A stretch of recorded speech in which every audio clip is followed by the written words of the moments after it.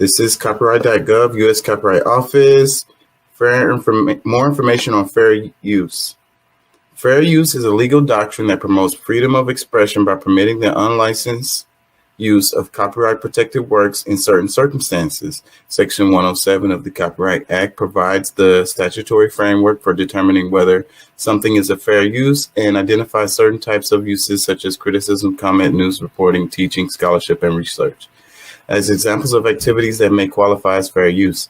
Section 107 calls for consideration of the following 4 factors in evaluating a question of fair use: purpose and character of the use, including whether the use of the commercial nature or is for nonprofit educational purposes, nature of the copyrighted work, amount and substantiality of the portion used in relation to the copyrighted work as a whole, effect of the use upon the potential market for or value of the copyrighted work. Okay, so anything I use for you guys, hit me up if you want me to remove it, edit it, or whatever. Nothing is used to infringe on anybody's intellectual property. I don't intend on doing that, and I don't intend on profiting from anyone's intellectual property. So I'm glad to edit or delete anything that's any of my videos that I've used of anybody. So that's it.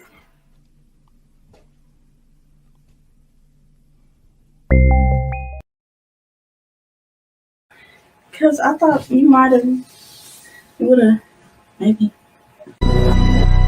Yeah. Woke up. Done, son.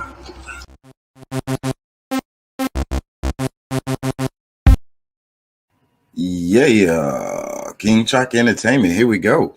If you haven't already, like, comment, share, and subscribe. Check us live and become a part of the show on Facebook, Twitter, Twitch, and YouTube, Wednesday and Thursday at 11 p.m. and Friday and Saturday at 1 a.m. Central Standard Time. Yeah. While you're playing the game, working out, cleaning, or whatever, check out the more refined audio versions of the show on Spotify, Apple, Anchor, and more. Keyword King Tracker ENT. Yeah. Shouts out to Pat, Doc, Deuce, Curtis, Brendan, Elliott, Juanita, Jay Lethal, Tariq, my Twitch follower, Francisco, and others for always supporting the channel. Yeah. Race, spirituality, politics. Let's talk about it. We generate interest into what has happened and what is happening in our world. Therefore, creating activists. Let's go. Dale gas, baby. Hey.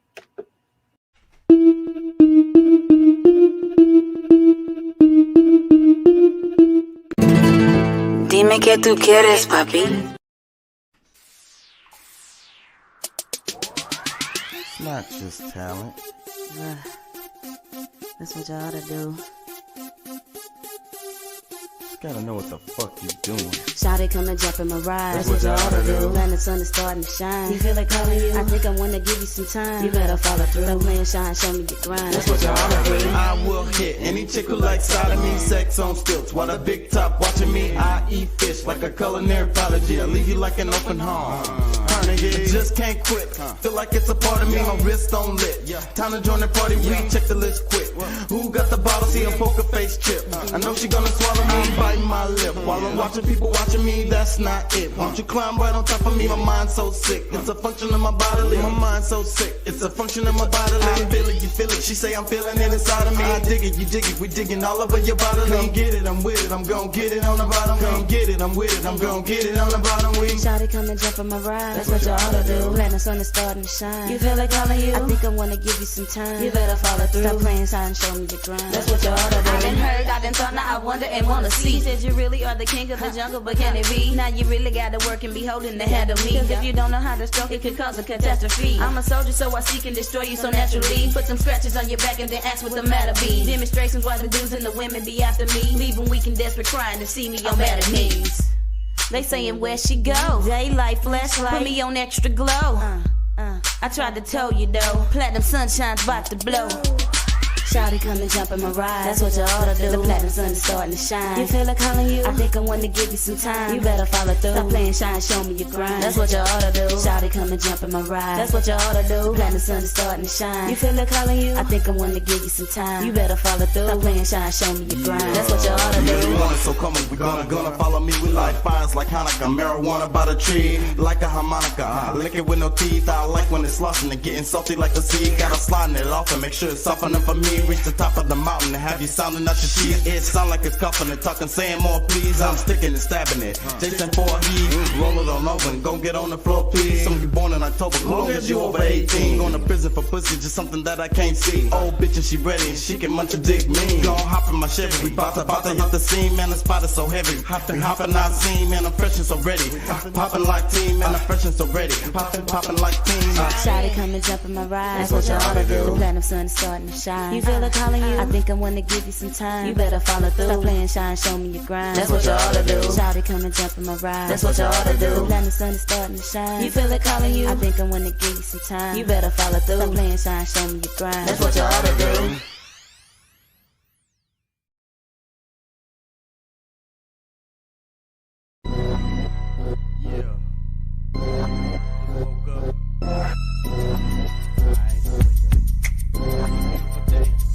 I ain't feeling your side, I'm feeling alright. I'ma get inside, I'm feeling my life. I ain't feeling your side, I'm feeling alright. I'ma get inside, I'm feeling my life. I'm digging your wife, she playing my mic. She really so nice, I call her my light. I say we off light, cause we stay up all night. Bet you ain't know she to take it all tight. Tell her, bend it over, let me take a small bite. Been waiting since October, see that ass fall right. Looking around the room, see past 4 eyes. And adrenaline feeling like a NASCAR ride. When the people ask about this, your ass gon' lie. Cause the truth is you did what you do in your life. Can't nobody tell you what to do with your life. Girl, gon' turn it over cause I know what you like. It's hard in the color of the asphalt, right? Just lay back and wonder what the past was like. While you looking at your panties ripped in half, that's right. While you looking at your panties ripped in half, that's right. I ain't feeling your side, I ain't feeling your side. I'm feeling alright, I'm feeling alright. I'ma get inside, I'm feeling my life. I'ma get inside, I'm feeling my life. I ain't feeling your side, I ain't feeling your side. I'm feeling alright, I'm feeling alright. I'ma get inside, I'm feeling my life. I'ma get inside, I'm feeling my life. Let me tell you a little something about life. Win, lose or draw, I'm still taking your life. I mean, if you ever wanna fucking come in my sight, can you scream like you never screamed in your life? Flip it on over, gon' do it like this. Not riding with a soldier, then you ride against it. Looking from the other side, make your stomach get sick. Every person scheming, thinking he the one to get rich. Ever sit and really think what you would do with one wish? And if you knew afterward, you'd be sleeping with fish. Style will be done, here we come. Bearing gifts, these images make you wanna grab your crucifix. It's getting dark outside, no sleeping past 6. Not living in fear, cause that's really not it. If you owe me something, Nick, better give me my shit. If you owe me something, Nick, better give me my shit. I ain't feeling your side, I ain't feeling your side. I'm feeling alright, I'm feeling alright. I'ma get inside, I'ma get inside. I'ma get inside, I'm feeling my life. I ain't feeling your side, I ain't feeling your side. I'm feeling alright, I'm feeling alright. I'ma get inside, I'm feeling my life. I'ma get inside, I'm feeling my life. Sliding on in, this is it, instant win. If hip hop broke on some, fix it then. Take real life shit, go ahead and mix it in. Not just streets unless that's where you sleeping in. They hungry out there, that's why we eating in. Honestly, don't even let the church thinking in. Blasphemous if you think I'm speaking sin. Survival is a must for all the creatures in. If you feeling life's tough, then you probably need a fin. Have a sucker, popsicle or something, take it in. Sharp teeth, eat meat, origin involvement. Why the UFC give you more than a grin? Why you take a seat when the foraging begin? Why you gotta creep just horn in the wind? I'ma stop cause I'm just Al Goring with a pen. I'ma stop cause I'm just Al Goring with a pen. I ain't feeling your side, I ain't feeling your side. I'm feeling alright, I'm feeling alright. I'ma get inside, I'm feeling my life. I'ma get inside, I'm feeling my life. I ain't feeling your side, I ain't feeling your side. I'm feeling alright, I'm feeling alright. I'ma get inside, I'm feeling my life. I'ma get inside, I'm feeling my life.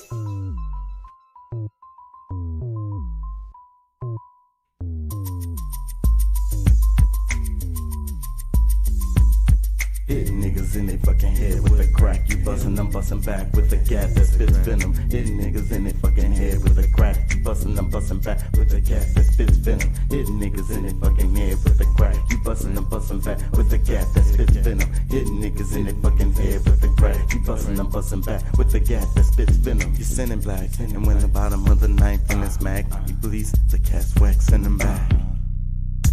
Waxing them.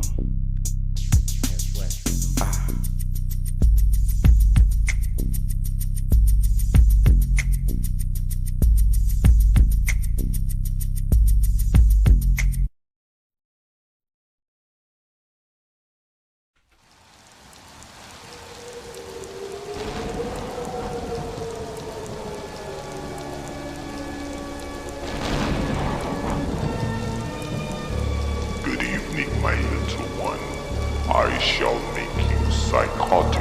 Mommy, what does psychotic mean?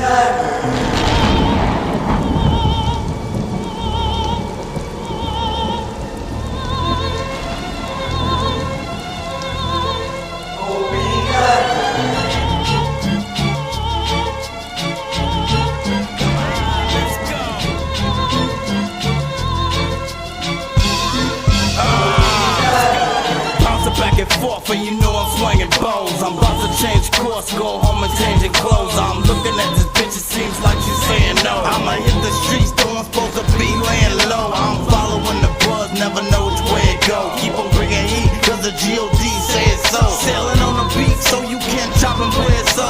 She got me for a piece, now I'm about to pay the hoe. Stop smoking, switching sweets, why I gotta take a toke. Now I got a little guac, now I gotta make it grow. Keep on thinking we some hee-haw, ma and pa folks. We gon' hit you in your teeth, we keep a buzz all closed. I've been on it 5 days, so I'm sitting sideways. Now get out of my way, or I'ma hit your Hyundai. Take a lick on my dick if you don't like what I say. I'm the shit with the shit, so we gon' do this my way. Yeah, we just getting started, so go on, say your grace. I'ma eat you rappers, though I won't enjoy the taste. I'm closing your estates while you falling on the stakes. I'm rolling on the bass while you rolling on the face. Sitting on the place, not knowing I'ma take your fast, slowing and it's fake. So I'm gonna wait. Time will come, down, we'll be done. I saw it and I said that it was great. Mommy, what does psychotic mean?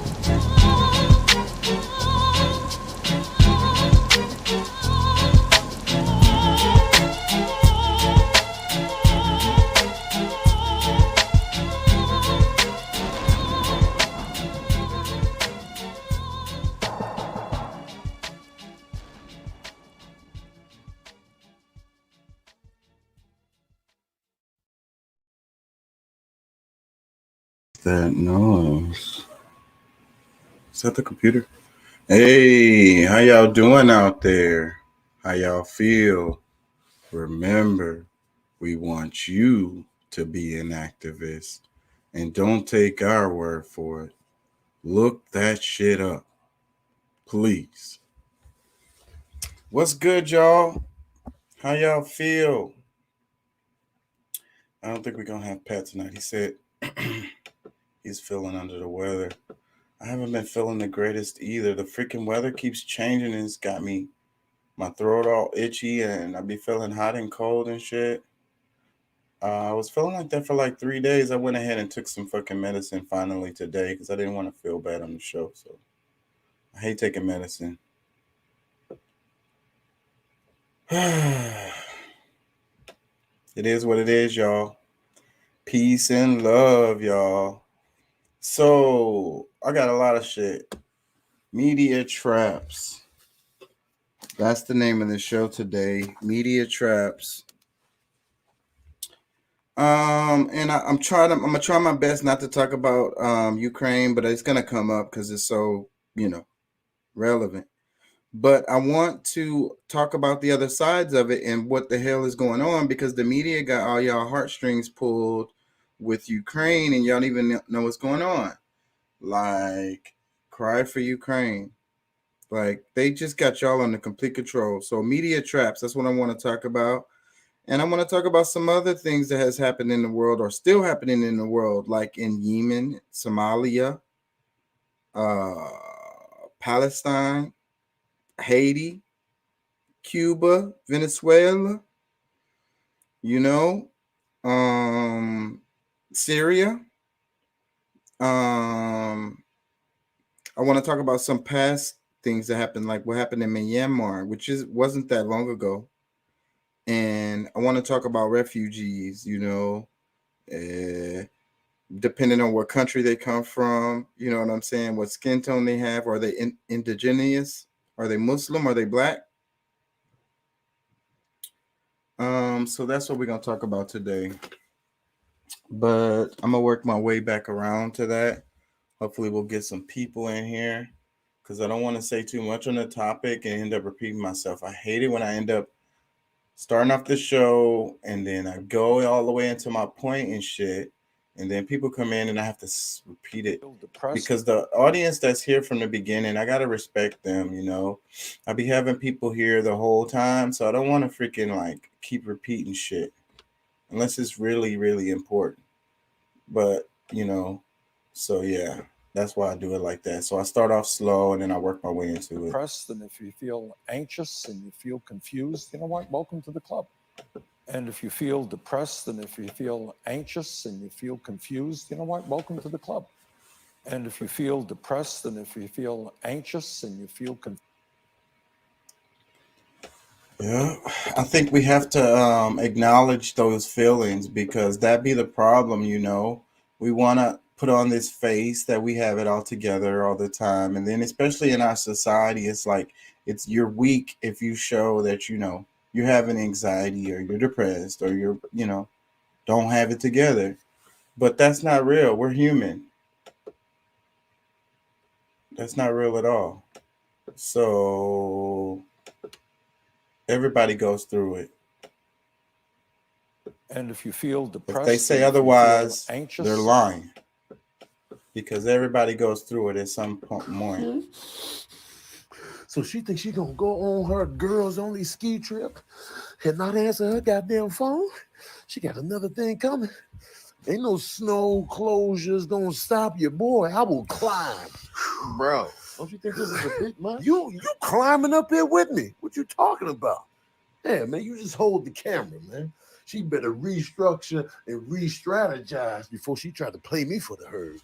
Once I get this rope together and I get my feet together, I'm gonna pull up and whatever they got going, they better add one more guest to the list because I'm showing up.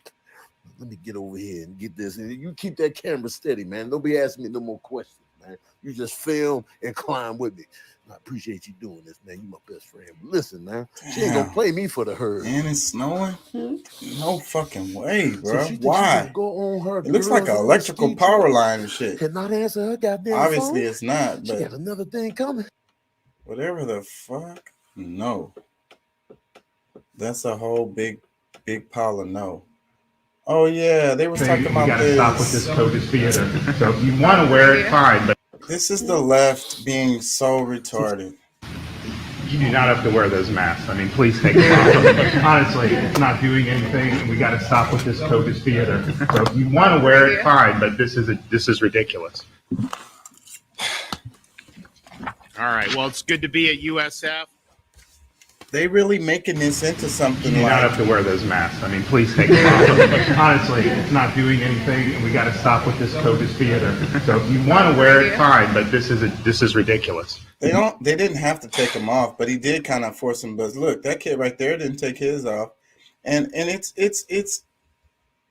bruh.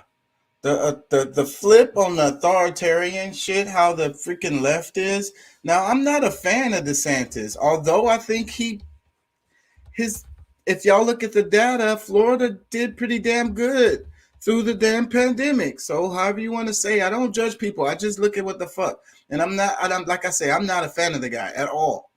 I know who this guy is. You know what I'm saying? I'm not a fan of him. But the left jumping on this shit like it's really something is all the way fucking ridiculous. Like, all the way ridiculous. They were the ones that was telling everybody to wear masks, like forcing people to wear them. And then they're going to flip. I don't know why they made this into a clip. I don't know why this is viral. And everybody is jumping on it. Oh, see, the post says, what a piece of shit. I don't agree with y'all. I'm sorry. I don't agree with the narrative on these memes that I've seen. I don't think that, I mean, it's all politics, first off. So it's theatrics, right? It's a show. He knew the cameras were there. So that's number one. Number two, I mean, he told them, I mean, if y'all don't want to take them off, that's fine. Some of the kids didn't take the masks off. And I mean, everybody got how they feel about the whole thing. I mean, the thing has been going on for how long now? And that's another thing I'm gonna talk about today is how the news cycle has just fucking flipped. It's totally flipped from Corona to Ukraine.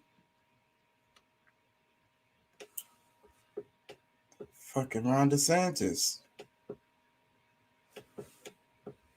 Fucking crazy. Statement that we're the greatest country in the world. We're 7th in literacy. You do not have to wear those masks. Can you say why America is the greatest country in the world?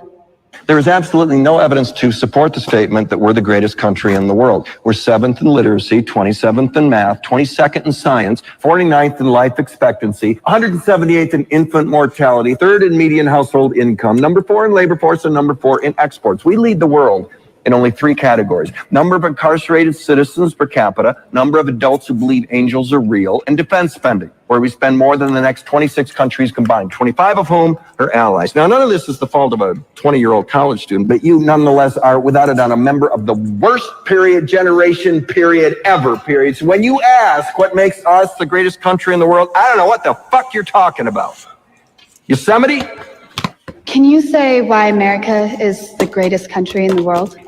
There is absolutely no evidence to support the statement that we're the greatest country in the world. We're 7th in literacy, 27th in math, 22nd in science, 49th in life expectancy, 178th in infant mortality, 3rd in median household income, number 4 in labor force, and number 4 in exports. We lead the world in only 3 categories: number of incarcerated citizens per capita, number of adults who believe angels are real, and defense spending, where we spend more than the next 26 countries combined, 25 of whom are allies. Now, none of this is the fault of a 20-year-old college student, but you nonetheless are, without a doubt, a member of the worst generation ever. So when you ask what makes us the greatest country in the world, I don't know what the fuck you're talking about. Yosemite's pretty fucking cool, bro. Don't badmouth Yosemite. We still got real what are they? The buffaloes. I think the last real strain of the buffaloes are in Texas, though. I think the ones that are in the park were reintroduced over there. It may not be genetically pure. I think they have a genetic lineage that's still around. The buffalo held on somehow, and it's a group of them. They're on a private, some guy's private land in Texas. Pretty cool that they've made it. Like in America, the United States area, all of them, we used to have a great migration over here, just like in Africa, where you had all these herd animals moving from one side to the other, from the north to the south, or whatever, throughout the plains, or however. I don't know how it went. Ain't gonna lie. Look at it. But we know that it was a whole bunch of animals, bro. The fuck happened? We had wolves over here. I mean, lions. We had American lion. We still have the wolves. That's another ones that made it through. The wolves made it through somehow. I think I'm gonna play 10 Black. The impacts of burn pits. Of course, we need to do more to work together to cure cancer. And they were heckling around that time and that moment. I think that says a lot more about them than it does about how important these priorities are, and how much the vast majority of people who were sitting there watching in that chamber last night could work together to solve exactly those problems. There's no question we should do more to help our nation's veterans, people who have been hurt by the impacts of burn pits. Of course, we need to do more to work together to cure cancer. And they were heckling around that time and that moment. I think that says a lot more about them than it does about how important these priorities are and how much. Straight clown show. I usually be into the whole like address the nation or whatever, the state address or whatever you call it. But that was early in my politics. Now I see it as theater, that part of the politics. I'm more interested in the numbers that's going to come out of this election that just happened. A place, with all due respect, like Iraq or Afghanistan, that has seen conflict raging for decades. This is a relatively civilized, relatively European, I have to choose those words carefully too, city where you wouldn't expect that or hope that it's going to happen. Now the unthinkable has happened to them. And this is not a developing third world nation. This is Europe. On est au 21e siècle, on est dans une ville européenne et on a des tirs de missiles de croisière comme si on était en Irak ou en Afghanistan, vous imaginez? Out in bomb shelters. But this isn't a place, with all due respect, like Iraq or Afghanistan, that has seen conflict raging for decades. This is a relatively civilized, relatively European, I have to choose those words. The war's been going on for like 7 to 8 years. That or hope that it's going to happen over there in that region. Now the unthinkable has happened. And that just shows they're biased. And that's what I keep saying. And that's what I want to talk about, is how the media chooses who you're supposed to care about. And brown and black poor people is not the ones. You're like, meh.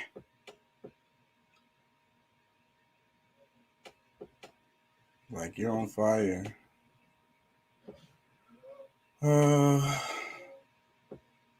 don't want to get into it too heavy yet. I'm kind of waiting.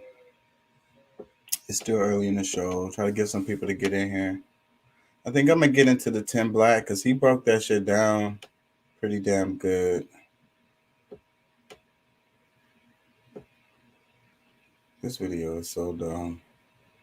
It's like, why? Why, bro? Why? What were you doing, bro? What were you thinking, bro? Why did you stop at that spot? I have so many questions. Why are you getting out your car? Oh, my God.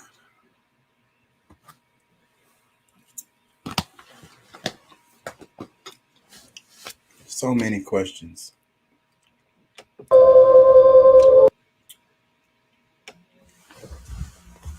Yep. A lot of times as humans, sometimes I think we just don't think. We just like, and then the world don't train us to think. They train us to not think. So we got to start practicing on thinking, since they don't want us to do it. We should practice doing it.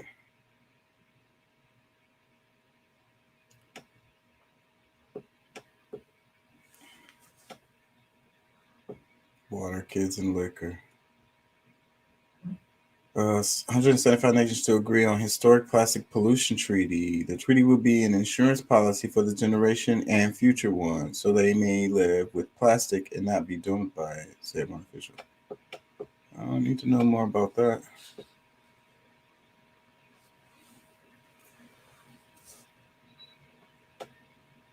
Yep, that's the media for you. There goes some more bullshit. I'm gonna try not to show much bullshit on this topic. So we had the EU. There had been a huge backup, and that backup in Ukraine was mostly of Black and brown people. So we had the EU Commission on Crisis Management who came here to this border just a couple of hours ago. And I asked one of the EU commissioners of crisis management about this issue and whether that's what they were seeing or not. members of European Parliament for Foreign assured us that these are Like fake curry news, in it. that this is not true. Oh, shot. Honestly, we have not been able to corroborate that. I have corroborated it. I have talked to Africans and Indians who have both said, they said that they were being pushed off trains, that they were being left behind. These are women and children. Any discrimination among people who are fleeing the conflict, Are you starting or the basis what? of any Yeah, I'm already personal going. characteristic, including citizenship or skin color, is completely unacceptable. There had been a huge backup, and that backup Okay, it's in unacceptable, Ukraine but was you did it. mostly Or of y'all black did and it, or brown some people. people did it. Someone did it. I think I'm gonna go into this 10 Black video.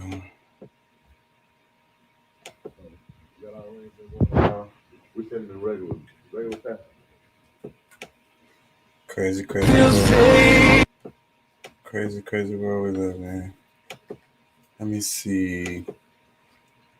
Let's pull up the Timmy. I watched a lot of stuff, so I don't know where it's at, y'all. Give me a minute. Yeah, these are the videos I want to cover right here. But before I get to that, Timmy is a little lighter than what I want to talk about, because what I want to talk about is kind of heavy. Where the hell is it? Is it this? You need to go and be talking about certain fucking, especially the police. Them niggas will fucking shaft your ass real quick. Man, fuck the police. Fuck the police. We'll shoot from the underground. Yeah, it keeps it 100. Ain't nobody on my show because 10 Black is live right now. Who's in black? The other guy that was like you? I wouldn't say he's like me because I'm not like him, because he's legit. But No, that's like you then. They'll do your thing. Yeah. Yeah. But yeah, of course you're not the nigga, the biting ass niggas like. Nah, but he does politics and shit like that, so that's what it is. Yeah. I fucking lost the damn video. Where the fuck is it? I know what. I sent it to Pat. Where's my phone? Yeah, give me a second. Get my shit together here. Early in the show. So how many months has it been now? It's been about 8 months, I would say, something like that. Million Dead, Rwanda genocide, India, Palestine, Libya. Come on. Did I not send it to him? Oh, damn, I don't think I sent it to him. Because I was going to surprise him with it. Oh, fuck. Because he probably saw it anyways. Damn it. My bad, y'all. I'm unorganized today. Give me a second. Ancient DNA. Diamonds, Rick Ross. Ukraine. Oh, here it is. Because his thumbnail was different. That's why I didn't see it. Didn't look like a normal 10 Black video. How amazing it is that these reporters are being honest. They're being honest and saying this is different. And why is it different? Because these are white people. I actually saw some Ukrainian folks being interviewed. As 36-year-old Daria tells us. You wake up in a totally new reality at 5 a.m. and you find out that the world is no longer the same place you imagined. We are an independent country, Ukraine, and we are totally not same as Russians. And we don't want to be a part of Russia or any other country. A metro station full of people going to and from work. Today, it has become a de facto bomb shelter, and there are just hundreds and hundreds of people who have descended on this place, fearful for their lives and uncertain of what the future will bring. Wow, I've never seen this. I've never seen us care about people that were invaded before. It's a novel idea. It's a new idea. I think it should be done more often. My thing is, why is it only being done now? Now, I already know why.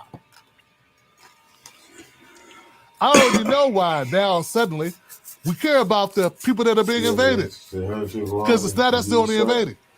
That's part of it anyway. The other part of it is, well, the people that are being invaded are white. Playing videos and shit. Oh. 15,000 people were coming into Poland in just the last 24 hours. When you look at what happened in the last refugee crisis in Europe back in 2015, Poland was one of the EU countries that, was hesitant to take in refugees. Yep. Talk about what has changed and the different position now. Europe was like, nah, we're not feeling no refugees. Well, just to put it bluntly, these are not refugees from Syria. These are refugees from neighboring Ukraine. And that, quite frankly, is part of it. These are Christians, they're white, There's Christians in Syria. They're very similar to people who live in Poland. What do you mean by that? What do you mean by that? Me, I'm sorry. It's very emotional for me because I see European people with blue eyes and blonde hair being killed, children being killed every day with Putin's missiles and his helicopters and his rockets. And so, of course, I understand and respect the emotion. As you're talking to us, Matthew, we're playing in the latest pictures of some of the refugees trying to get on trains or trying to get out of Ukraine. And what's compelling is just looking at them, the way they're dressed. These are prosperous, I'm looking to use the expression, these are prosperous middle-class people. These are not obviously refugees trying to get away from areas in the Middle East that are still in a big state of war. These are not people trying to get away from areas in North Africa. They look like any European family that you would live next door to. What does that mean? Now the unthinkable has happened to them. And this is not a developing third world nation. This is Europe. It's Robert Moore here in the studio. Now the unthinkable has happened to them. And this is not a developing third world nation. This is Europe. This is Europe. This is Europe. There's this running statement that I hear on Twitter all the time. It's when you say the quiet parts out loud. That's what they're doing, Johnson. They're saying the quiet parts out loud. They're saying what's in their head because they're emotional. Because they care about those fellow white people that they see. One of the reporters just blatantly said it. These people look like me. Pardon me if I'm emotional, but these people look like me. White, blue-eyed Christians. White, blue-eyed people. Very, very honest. I want to applaud their honesty. Yeah, I agree with that. Yeah, at least they're honest. My biggest barrier here in America is I've do this show for a decade now. 10 years, Tim? It's trying to make people be honest with themselves. Me too. Let alone be honest with others. Yeah, I don't like what they were saying to me. Obviously, it's racist as fuck. At least they're real. Yeah. Tell you exactly how they feel. Yeah. What's different about this? Nothing. We see it all the time. Yep. Basically, this would not be a fucking story. Nope. If it weren't for the fact that these are white people. Well, there's We're more so used to to it seeing than this. that, We see but this all the time in African countries and Middle Eastern countries. But see it in a white country, oh my God. Yep. The biggest hurdle that I face when we do this show, as we uncover issues like this, is getting people to admit realities. And if we could just admit realities, if we could just admit, but if I could just have a Blue Lives Matter person admit what these reporters are admitting, that it's a difference when you see a white person laid out on the ground. Stop using those stereotypes that you put on me as a justification for all the evil shit that you do, or that your government has done. Yeah, that's a better way to put it. How great it is that we got this footage. How amazing it is that these reporters are being honest. They're not shoving smoke up our asses and telling us, it's something different. This is, they're being honest and saying this is different. And why is it different? Because these are white people. And it's strange to see white people running. We're used to the brown people running. Mm. We're used to the blacks running. Mm. Now we have white people running. Mm.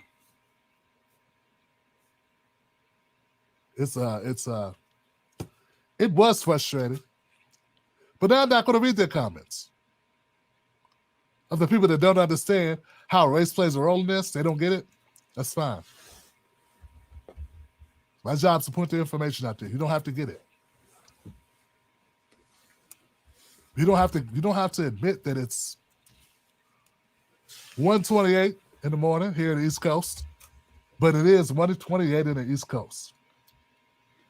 You don't have to admit that. You can tell me it's 4 o'clock in the afternoon.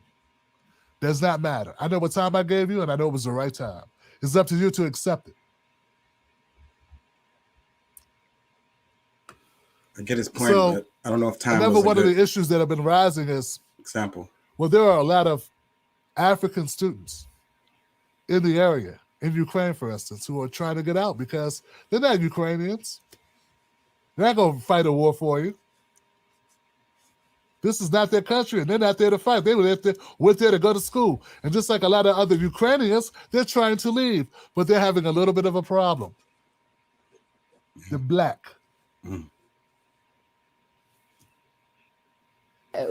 Now the unthinkable has happened to them. And this is not a developing third world nation. This is Europe. This is Europe. They're pushing her. They're not letting her go. They're not letting her go. Is it right? Is it right? They're not letting the black girl go. They're not letting the black girl go. They're not letting the black girl go. They're not letting the black girl go. They're not letting the black girl go. They're not letting the black girl go. The black girl go. They're pushing her. They're not letting her go. They're not letting her go. Is it right? Black girl go. They're pushing. What happened yesterday here in Lviv? Well, we tried to get into the train to get to a border, like to a European country, probably Poland, or in fact the countries that open borders for people going out, running from the war. But they were prioritizing, I won't say white, let's say other people to Africans, to black-skinned people. I don't know why, but it just happened. And we've been out like 3 days, 5 days waiting for means of transport to go out, but it's still the same thing happening. We don't have arms. We don't have arms. We don't have arms. We don't have arms. We are students. No arms. We are students. We don't have arms. We are students. We are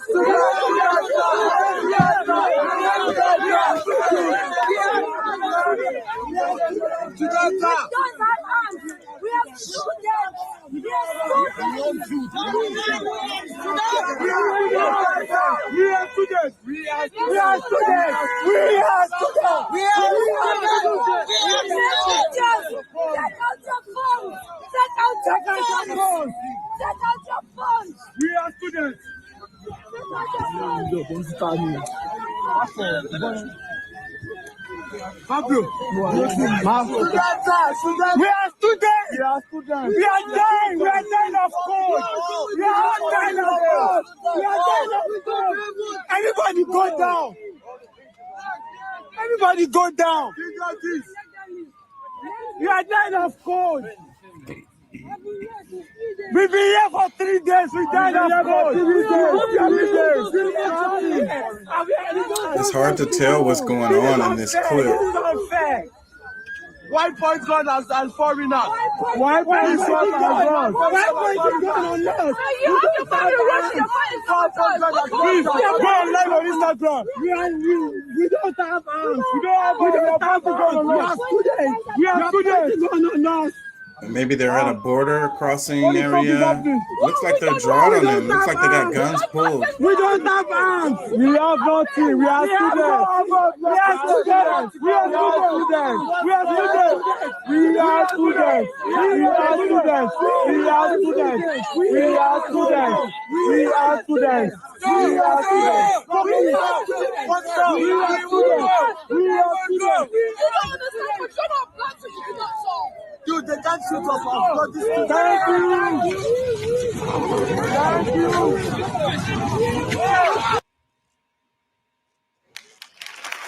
And I don't know what happened at the end. Did they let them cross, or they pull up a bus pull up, or?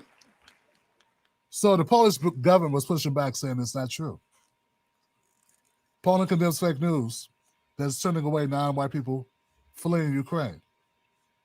Now, one of the clips that we saw just now were black folks, or African folks, I should say, African folks, students having a problem getting out of Ukraine. They were trying to get on trains. I've seen video of African students trying to get out of Ukraine and having a problem being prioritized to get on the train so they can't leave Ukraine. Then we have also video of Africans reported, you heard people report that they've been stuck for 3 days trying to cross over into Poland. So, according to this report, large numbers have entered Poland.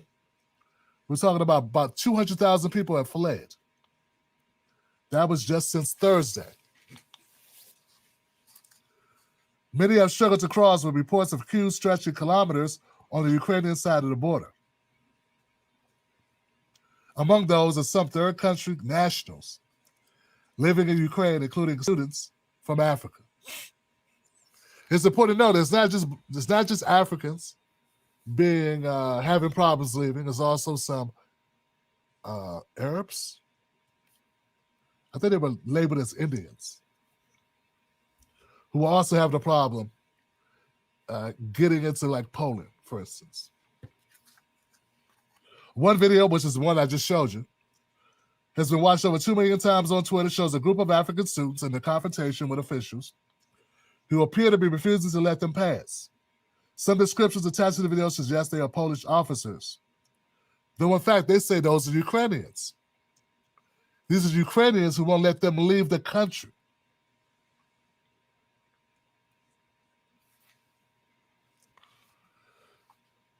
Meanwhile, even the Nigerian president's spokesman has said it's been the Polish guards and Polish soldiers who won't let them into Poland. They said that it was Ukrainian soldiers rather than Polish border guards turning them away. Photographs on the Polish side of the border show that a number of people of color have crossed from Ukraine. Detach themselves from it and accept what you see without making excuses. Look at it for what it is. Realize that this is the world. And this is the way the world conducts itself. These are the way it operates. And it's not personal to you, but it'd be a good idea to accept reality. Because while you deny reality, while you deny it, others live it.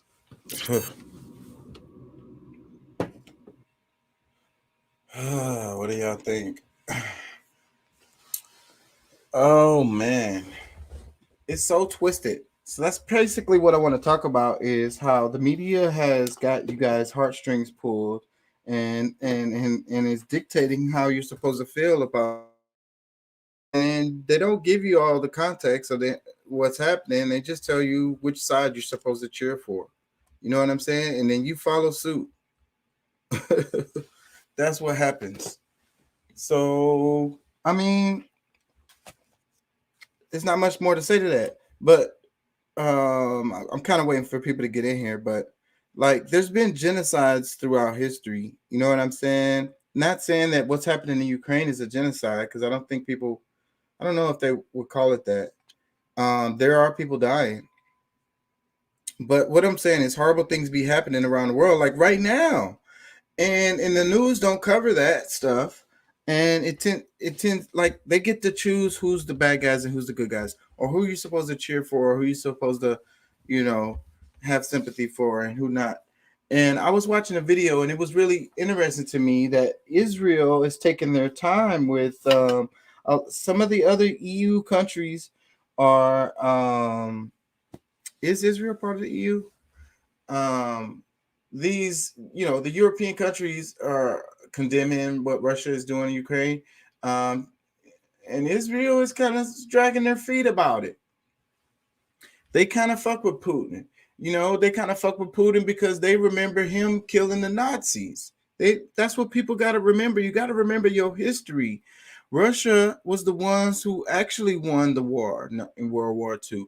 Russia was the ones who actually crushed the Nazis. Fucking America on the other side was doing some more other shit that probably didn't even matter to the outcome of the war in for Germany. So, y'all got to remember that history. And the thing is, people are talking about Nazis taking over Ukraine.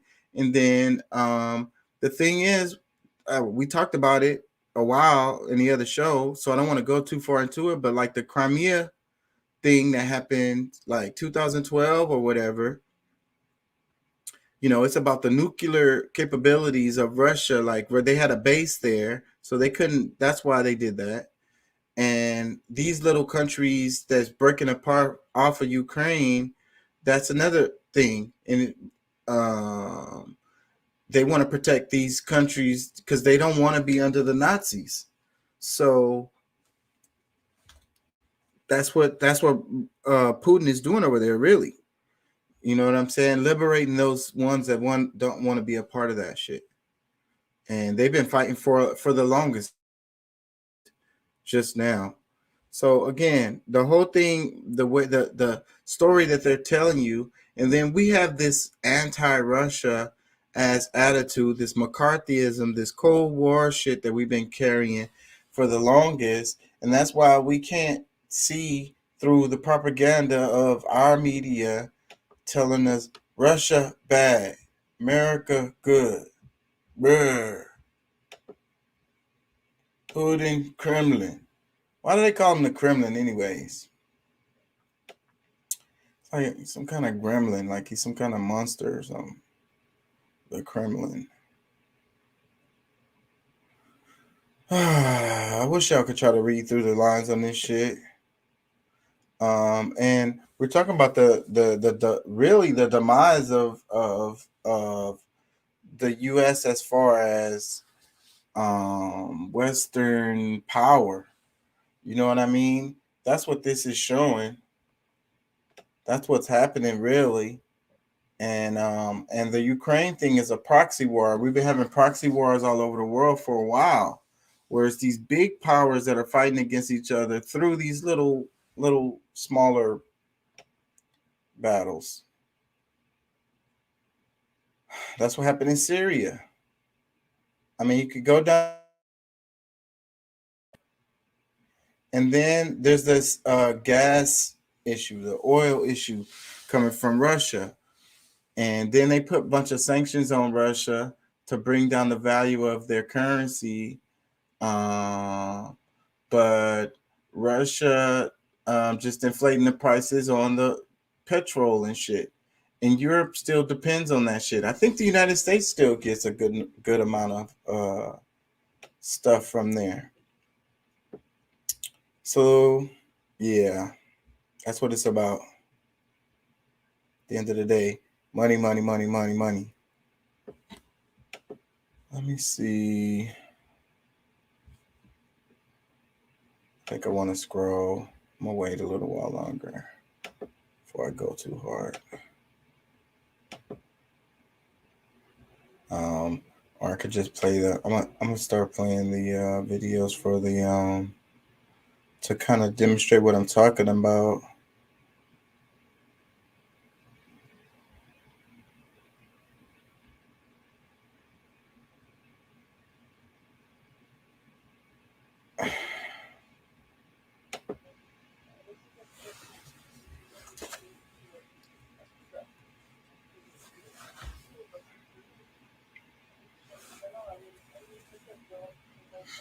I got like this sinus shit. It's all in my ears and everything. Fucking weather on my ass, bro. Weather on my ass. Man who stabbed his wife to death and gave tearful interviews falsely blaming the murder on Baltimore panhandlers is sentenced to life in prison. Damn, bro. That nigga there crazy.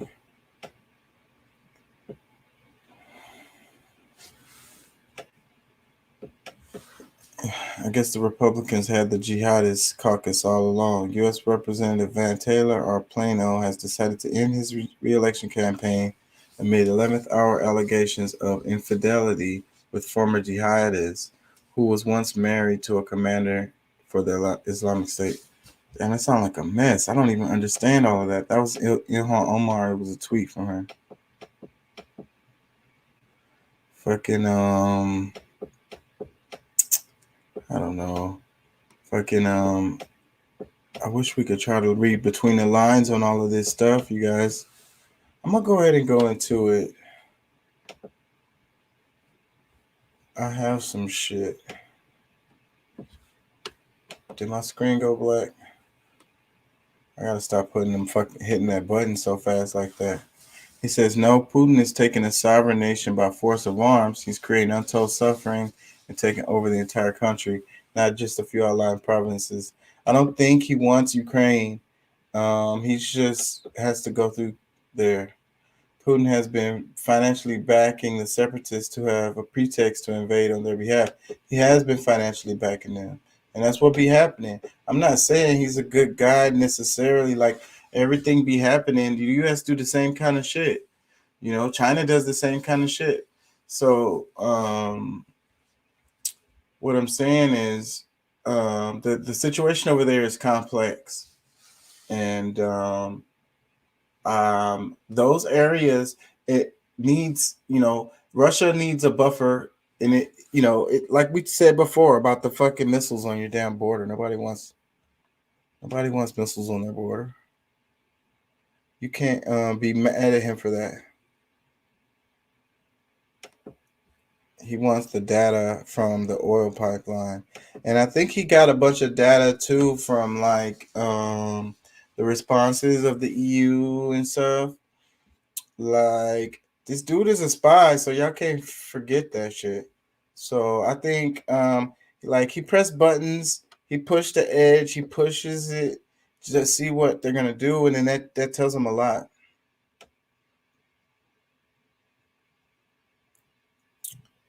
Vikings, the Civil War. Hold on, y'all.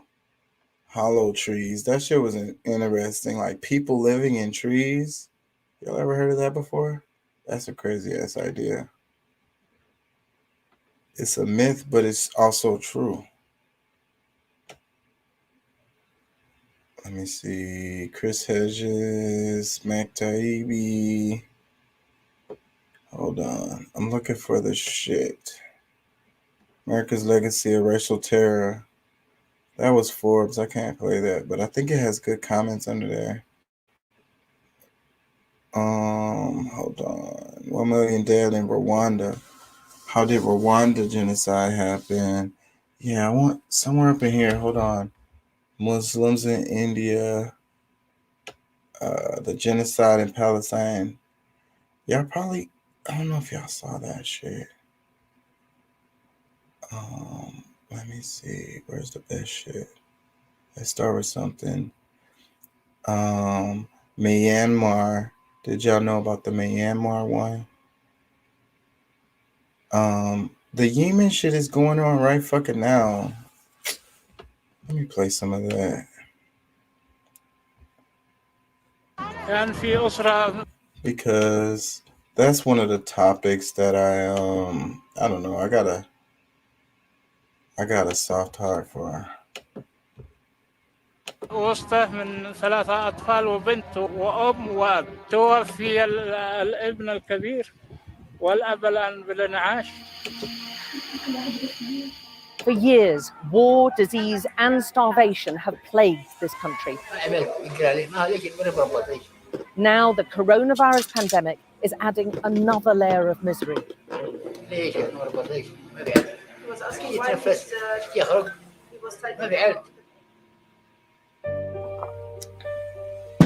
For 6 long years, a civil war has been raging in Yemen, a country south of the Arabian Peninsula. Iranian-backed rebels called the Houthis have been taking on the government backed by Saudi. Doc says, dude, he invaded and took part of Ukraine, the Crimean Peninsula in 2014. He took parts of Georgia in the mid-2000s. This is not about Putin backing the underdog. It's about Putin punching down and trying to reform the former Union as one. No, it's more about Putin protecting his people. When he took the Crimean Peninsula, that situation is complex. But there was a base there, a secret base there, and they couldn't let like the UN or whatever. You know what I'm saying? That's what that's about. It's about, again, it's just like what I was saying, him protecting the borders. It's more about that. It's in a lot of these cases, Putin is not the bad guy that they're making him out to be. Not to say that he's not a bad guy, he's like he does what he wants to do, you know what I'm saying? Sometimes, but looking out for his people, you can't fault him for that. Saudi Arabia, and it has been brutal. Saudi Arabia, supported by a coalition of countries, including the UK, USA, and UAE, have been bombing Yemen since 2015. أمامك الناس أجت الضربة الثانية الزو حكى في وجهي انزفت الدم قليل هسه يدي ما تصاش من الشطايات. Human rights organizations and journalists who've been tracking the conflict say schools, hospitals, and homes have all been hit, and thousands of civilians have been killed. حصلت الساعة 5 قبل المغرب فاجأنا على طائرة بتحمل في السماء ضرب الصاروخ. About 30% of the country's infrastructure has been destroyed by the bombing, and this has prompted accusations of war crimes. Shelling, airstrikes, and snipers hit people going about their daily lives, often without warning. Why people not crying about this? Why they not telling y'all to be outraged about this? For Yemenis to hide. A group of UN experts has also laid some of the blame against the Houthis. They've accused them of indiscriminate shelling, of planting landmines which maim and kill civilian children into the conflict. So why have both sides invested so much in this war? Before 1990, Yemen was actually two countries, North Yemen and South Yemen. Eventually, tensions remained. Like Tunisia, Egypt, Syria, and Libya in 2011, Yemen was swept up in a wave of hope known as the Arab Spring. نتمنى من الأخ الرئيس أن تتجلى حكمة اليمنيين فيه يرحل وهو معززا مكرما وإلا فإنه سيطاله المحاكمة. Millions took to the streets calling for their long-time rulers to step down.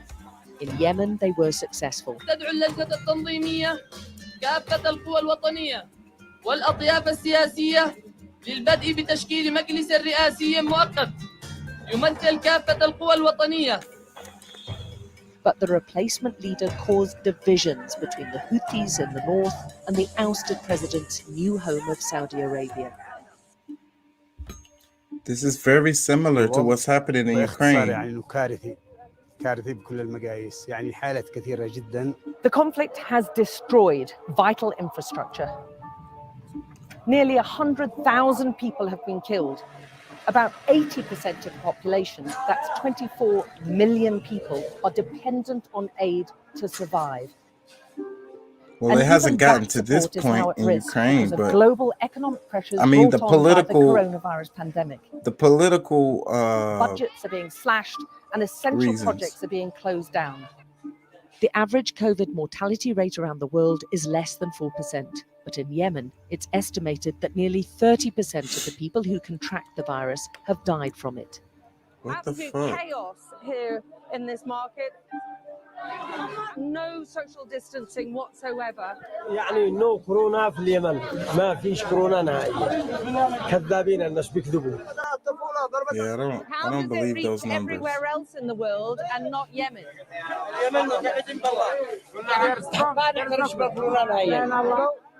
Yemen also has amongst the worst testing capabilities in the world. So how do they know the people died of corona? They couldn't test them. Come on now. Anyways, my point is on that one is, what about those people over there? That's happening right now too. No, this is not in the past. This is right now. Let me see. I think I got another one that's right now.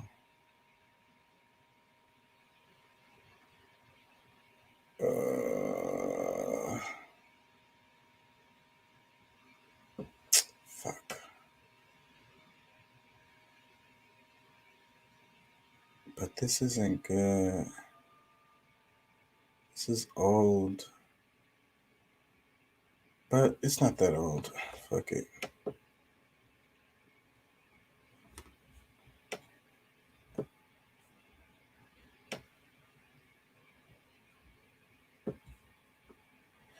I don't know if y'all would follow this stuff because I did when it was happening.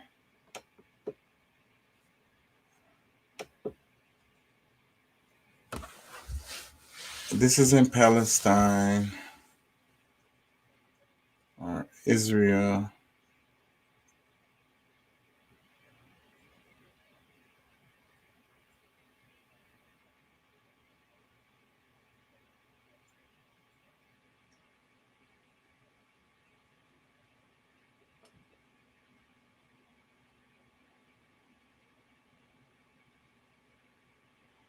They want to let the extremists and the settlers break into Al-Aqsa Mosque. Everything that is happening is meant to drive people away and kick them out and try to empty Jerusalem completely.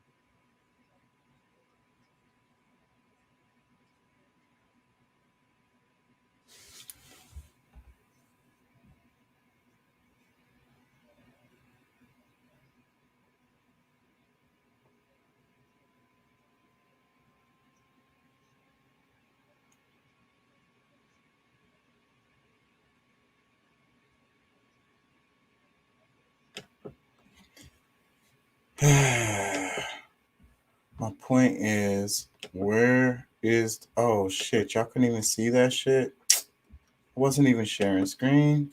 My bad, bro. I'm tripping. My bad, y'all. Fuck.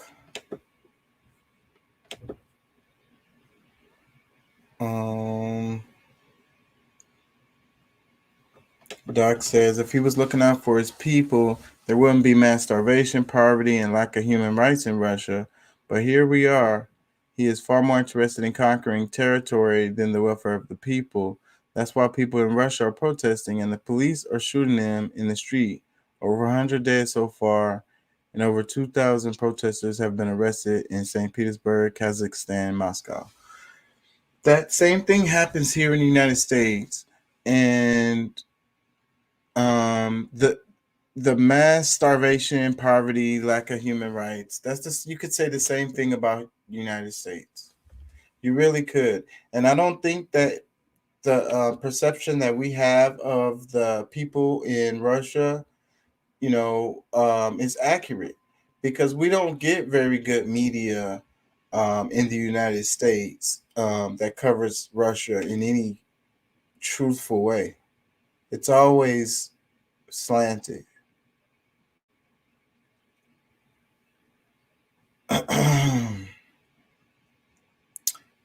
Man, I ain't gonna play that video again. I wanted to play that fucking video, but I fucked playing it and I wasn't, because I'm tripping. So let's lighten it up a little bit and talk about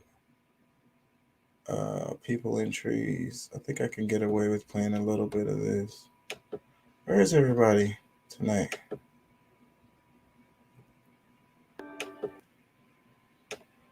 Can I play this, or am I gonna get in trouble for this?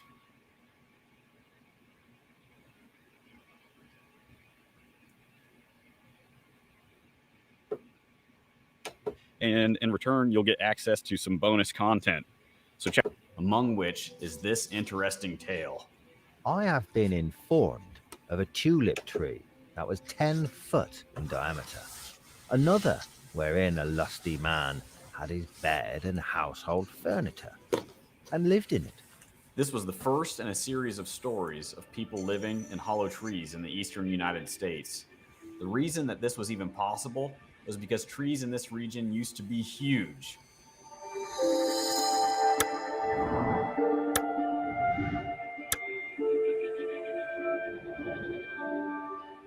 But you don't have to take my word for it. On an expedition down the Ohio River in 1749, French explorer We dined in a hollow cottonwood tree, in which 29 men could be ranged side by side. and George Washington Damn. wrote about two massive trees when he visited the Ohio Valley. 29 niggas could fit in there. Just as we came from the hills, we met with a sycamore about 60 yards from the river of a most extraordinary size. It's measuring 45 feet round.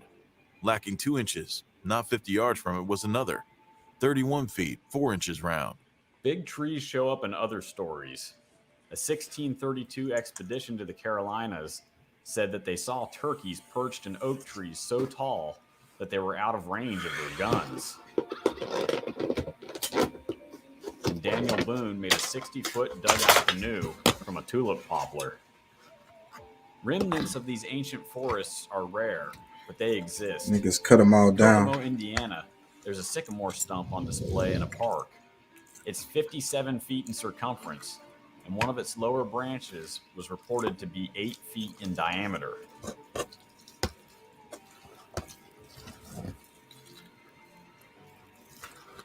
The original tree stood 100 feet tall and is reported to have been 800 years old. Now that we've established the size of some of these trees, let's take a look at the people who lived in them. I've collected around 40 of these stories, and that list is growing. I'm going to focus on 10 of my favorites. We'll start with the native inhabitants of North America. I'm not going to play much of this. Stories that suggest that sometimes Native Americans used hollow trees as homes. The first is recorded in this image that was created for National Air Mail Week in 1938. It depicts what is known as the wigwam tree. Wow, that's delicious. In Miami, Illinois. According to a historian of the area, this was a hollow sycamore that was about 18 feet in diameter and was long used as a wigwam by the Indians. Whew. It was safe when there were only Indians in the country, but some vandal claiming to be civilized set fire to it and burned it down. Obviously a non-Indian. The second story centers around a character known to history as Wyandotte John. He was an outcast from his own tribe in Ohio, and after that wandered among various tribes in Indiana. He lived in what is now part of Indianapolis, in a hollow sycamore log that lay under the bluff and just above the east end of the National Road Bridge over White River. On the upper side of this log, he had hooks on which he rested his gun. At the open end of the log, next to the water, he built his fire. Wyandotte John made the history books for his involvement in the disappearance and possible murder of George Pogue, one of the first white settlers in Indianapolis. The story of the first... Man, living in a tree don't sound that bad to me. Call me crazy, but it don't sound that bad. Really don't. Not to me. Doc, let me ask you, why do you think that the refugees are being treated differently, the European, refugees out of Ukraine, and when you had all these other refugees, Syria, Haiti,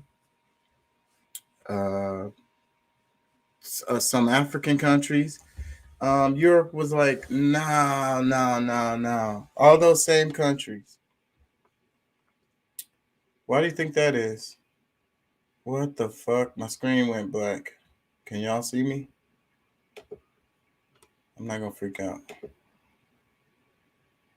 I'm having technical difficulties today. Let's see. Can y'all see me?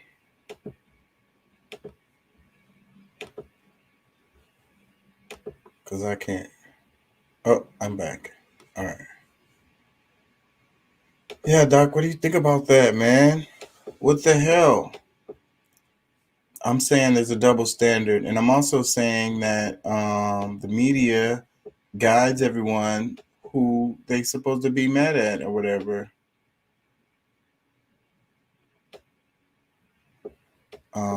Who's the good guy and who's the bad guy and who you supposed to be mad at and all that shit. And then we don't even be knowing. Most of the time we don't know what the hell is going on. Our media does not tell us what the hell the truth is. They haven't in a long time. The military industrial complex and the media are like hand in hand.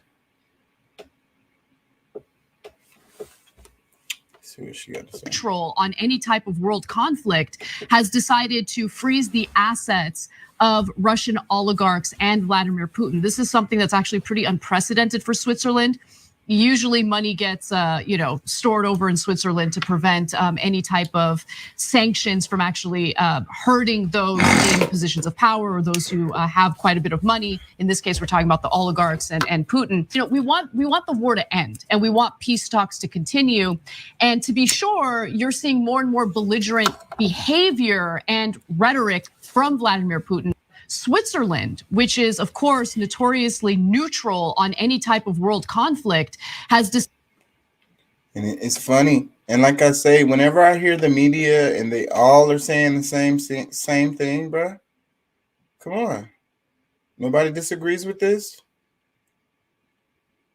It says the most racist Ukraine coverage on TV news. The BBC is very emotional for me because I see European people with blue eyes and blonde hair being killed. Ukraine Deputy Chief Prosecutor David Sakvarilidis.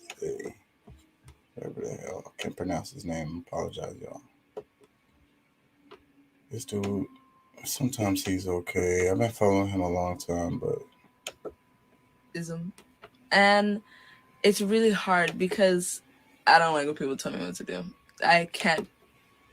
Yeah. No. Houston mayor. I can't wait till the numbers come out. I want to watch that shit. That's probably what I'll be talking about tomorrow because I'm sure a lot of the numbers are going to come out tonight. I want to see the numbers and see what happened with the Texas primary. That kind of stuff is interesting to me. You got Beto at work. I really want to see what happens. I think he's running for governor. I think he got the Democratic nomination, so he'll be running against Abbott. That race should be interesting. Entertaining at the very least.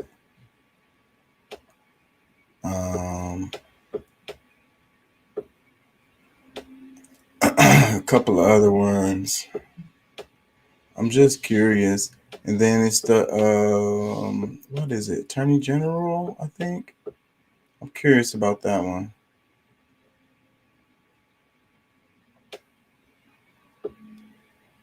Yeah.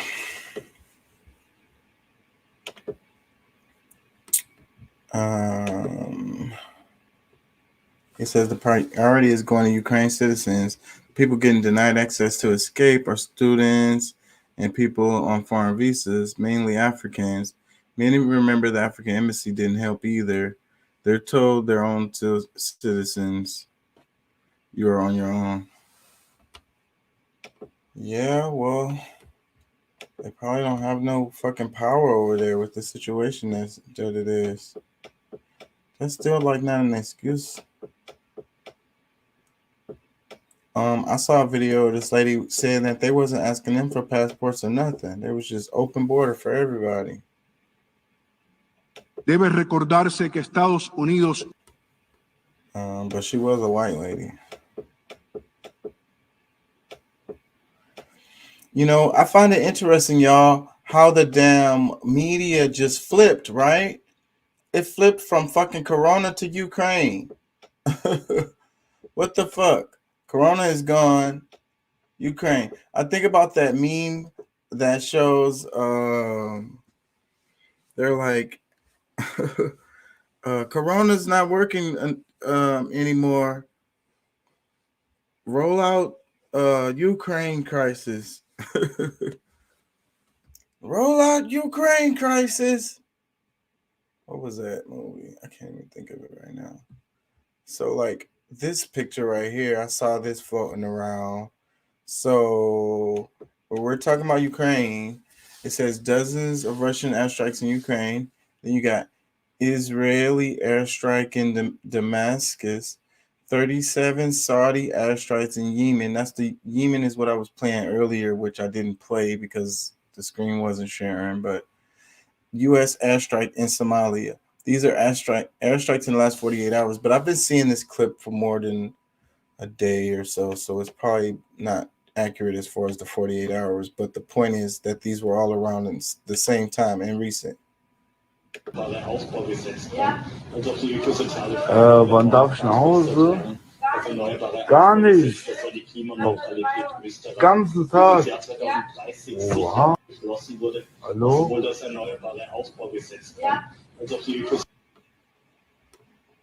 What the hell's going on in that clip? That's what I say, man. You can't trust it, man. They got the CGI. They can make videos of a whole nother person and it won't even be that person. They can modify pictures like a motherfucker. I saw the green screen technology where you don't even need a green screen now. Like, I don't know how the fuck that works, but they can take out the whole fucking background and put a whole nother background in. Y'all can't trust none of this shit y'all seeing. Use your mind and think it through. And do investigations. Read fucking articles.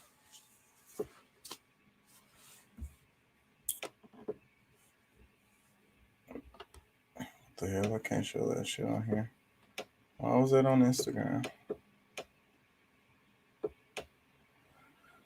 Yeah, man. Read some articles from the country and then think about how the media is, because they fucking... Can I open this screen?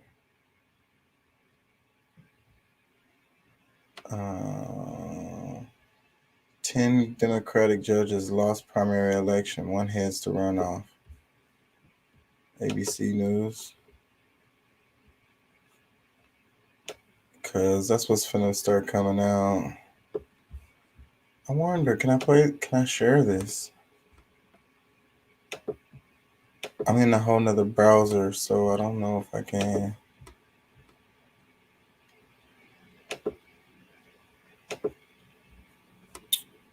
The Union address. I didn't even fucking look at it. It says weapons of mass destruction. You notice no one is talking about the State of the Union address. Because damn clown show. I saw some clips. I figured the State of the Union address would be the topic tonight. Normally it would be. It would be like the biggest thing. But we got the election going at the same time, and then we got the Texas election, and then you got the Ukraine crisis going on, and then you got a president that's lukewarm at best. Like, and I saw some clips where they were like heckling and shit. So it is a fucking clown. It's a fucking clown show, bro. Like, and normally that's what I was saying at the beginning of the show. Normally I would be looking at that shit, but today I mean, I'm like, I think I've grown so far politically that, like, I probably want to see the clips that come out of it and kind of what people are going to say. But normally I would check it out myself and, you know, analyze it myself. I'm super into politics, so I'll be watching boring ass shit like that. But no,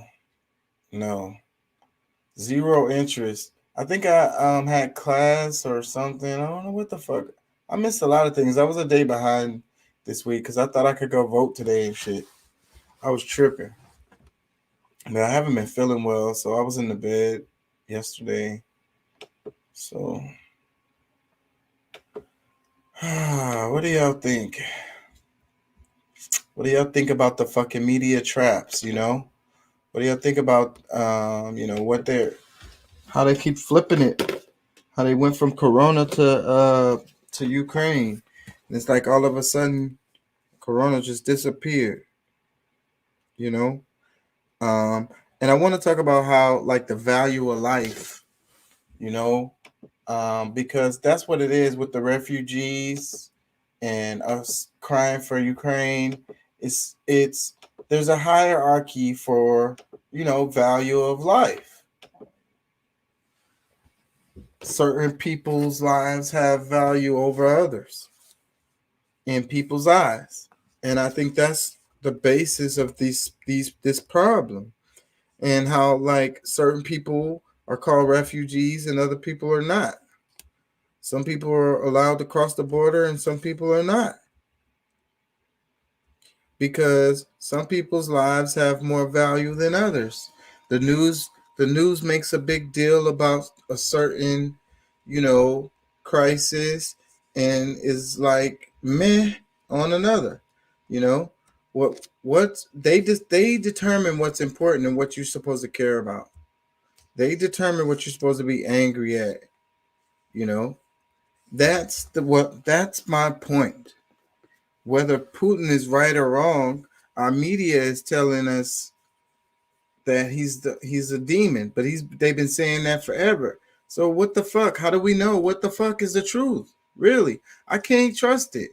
Really, like I always say, my rule of thumb is whatever they all agree on. When you got the Republicans and the Democrats agreeing on something, then boom, that's a signal. First off.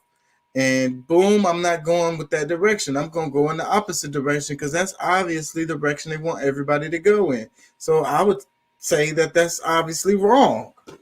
Just a trigger from the beginning.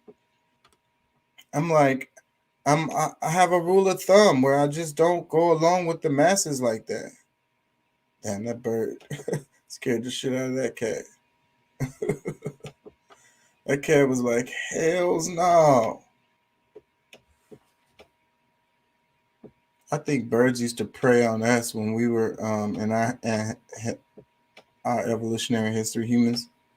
I think we got like a natural fear of birds, and then it's like, you know, the dinosaurs. The dinosaurs were probably just fucking big ass birds.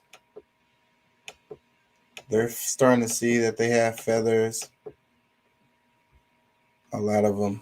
So I think they were big ass birds, a lot of them. And also, whatever evolutionary thing that happens, you know, whatever species goes away, they usually evolve into something else or get smaller or whatever. And I think it was some like fucking big ass birds that was eating our ass when we in our evolutionary history. And I think we got a natural fear for like when we hear that really loud caw, caw, or whatever. And them damn seabirds, whenever I be fishing, and just when they move and then they start flapping their wings, that should be scaring the shit out of me, like jolting me. Like, god damn, big ass fucking bird. Big ass beak and shit. I know he's not interested in me at all, but just when he moved, I'm like, damn. That nigga moved. Big ass birds. Motherfuckers, I think they was eating us in the past. And we have a natural fear from them. Like this to happen in, let's say, certain neighborhoods. This is not a developing third world nation. This is Europe. These are prosperous middle-class people. These are not people trying to get away from areas in North Africa. They look like any European family that you would live next door to. What could be a difference here from other conflicts, you know, that could seem very far away, you know, in Africa or Middle East or whatever. I mean, these are Europeans that we're seeing being killed. This isn't a place, with all due respect, you know, like Iraq or Afghanistan. You know, this is a relatively civilized, relatively European, I have to choose those words carefully too, city where you wouldn't expect that or hope that it's going to happen. Wow. That was you choosing your words carefully? That was the careful version? So what were you going to say if you weren't choosing your words carefully? I just hope the next time this happens, it happens back in the Middle East where it belongs. Here's the thing, people. Here's the thing. Or Beyond somewhere in racism, Africa. right? Like let's forget the racism. Oh, how I wish we Venezuela, could forget about the Cuba, racism. that's fine You do too. realize that until very recently, fighting crazy wars was Europe's thing. That was Europe's entire thing. That's all of European history. They even had something called the 100 Years' War. You understand how long that is? That's like a decade. They got a Nobel Prize because they stopped fighting. Imagine. I used to like Trevor. I like him less and less now. He is entertaining though, but less and less. 30 Major League Baseball owners are worth over $100 billion. The value of their teams increased by more than $41 billion since they bought them. Mr. Fanfred in the lockout, negotiating good faith. Don't let the greed of baseball owners take away our national pastime. I don't even know what's going on related to that. How to fish? Hands down. Who knows how to hunt? Less hands. Hands down. Who shoots on a regular basis, meaning once or twice weekly? Hands down. Now you see how many hands? Who farms or grows their own food right now? Hands down. You ain't ready to oppose nothing. You are as a part of this system as any white person gentrifying in this city. And you can't tell me I don't know what I'm talking about, because I've lived in this neighborhood long enough to know when 2 out of every 5 yards had a garden in the back. I'm old enough to know when the Muslim community was the strongest security force and their own food force in this community. Black people, I love you, and I love you enough to tell you, you ain't ready to revolt shit. You don't feed yourself. You don't hunt your own animals and slaughter them. You don't prepare your own meat. You don't own your own land. You don't have a seed growing in your window. So when you think about revolutionaryism and you think about fighting and dying in the street, you ain't shit if you can't feed your children. You ain't nothing if you can't teach your children to hunt. I've been hearing this revolutionary talk all my life. All my life, I've been seeing leaders get before me and tell me how much of a strong warrior. And just like the United States Army, just like the military, I've seen their words send black boys out to die in the street fighting and arguing with police. You have no win. He was innocent and he got 19 years. His mama couldn't afford the right lawyer. His dad didn't know a senator. You have no wins. How many of you practice a martial art today? Who practices a martial art today? How many boys are practicing a martial art in your community today? Today. That's what I'm saying. We not ready to fight. You say fight back, fight the police. The police are trained to shoot. They're trained in martial combat. We're not. What are we going to do? Now, I'm not saying give up. I'm not saying you can't train yourself. But what I'm saying is, if you're not training every week, if you're not shooting every week, if you're not knowing how to grow your own food, arguing with me and arguing with the police ain't gonna do nothing. Because if we all leave right now, all leave right now and we got a speeding ticket, we ain't all gonna agree not to pay it. You understand what I'm saying? I agree we still slaves. I'm telling you right now today, Malcolm said by any means necessary. So let me ask you guys a few questions. We're in the South. We're in the heart of the South right now. Who fishes? Who knows how to fish? I know how to fish. I've been hunting. I know how to grow food. I taught my kids some of that stuff. I know what he's talking about. I don't like guns, but I do know how to shoot them.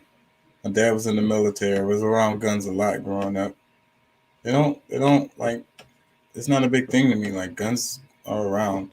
Don't play with the motherfuckers. It bothers me when I see people playing with guns. It really bothers me. And I don't like to be around people who play with guns. They're not toys. Fuck out of here. Pull them hoes out when it's business time. That's it. Or cleaning. Or for shooting practice. That's it. Fucking yeah, I think he's right. And he's not even, and not just black people. Shit, I would say that's true for all the average American. We're so dependent on this system. We don't want this system to nothing to happen to this system. We completely dependent on it. going to HEB, going to Walmart, going to Jack in the Box and Chick-fil-A, ordering shit off of Amazon. We love this shit. If that shit went away, a lot of y'all will lose your motherfucking mind. Y'all wouldn't know how to feed yourself. Y'all be begging for fucking food donations. This shit could happen, bro. Looking at the US dollar, things don't happen overnight. Things happen gradually. The way they deal with this thing with Ukraine, look how much money they sent over there. And we was just talking about, I think something in the news, what was it? Well, anyways, the Build Back Better plan and none of that shit passed. All of them social program type shit they tried to pass, none of that shit passed. They tried to pass some shit to help people, that shit didn't pass. But they immediately got billions and billions of dollars to send to Ukraine. That's not helping us here. What about us?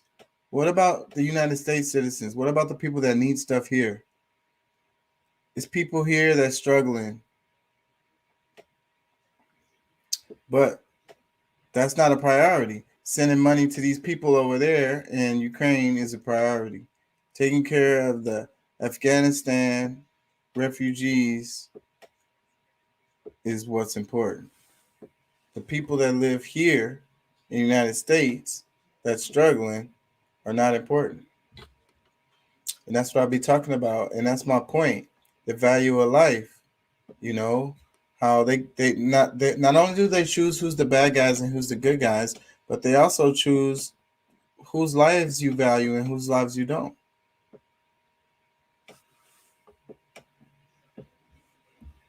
Y'all don't see it?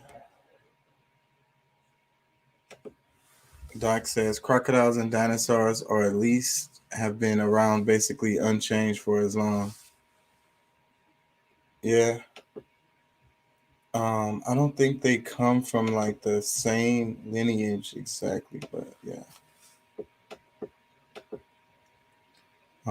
Crocodiles are gangster as fuck. They can live a long time without eating nothing.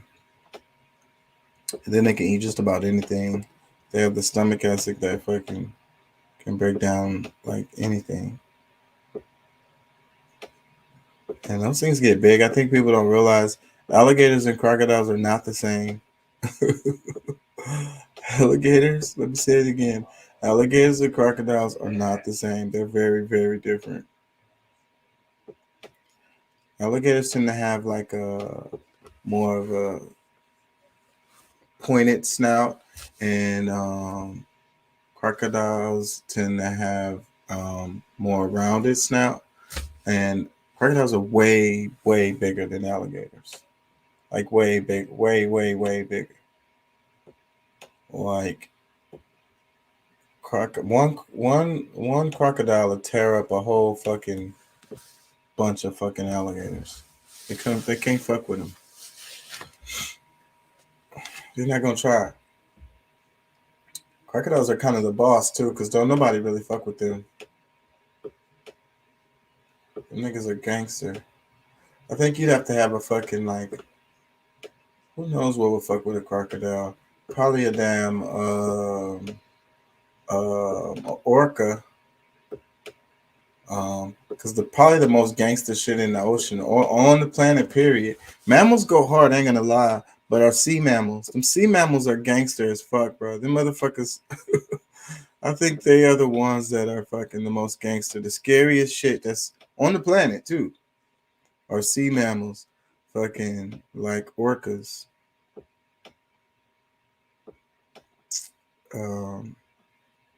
Yeah, them niggas kill for fun.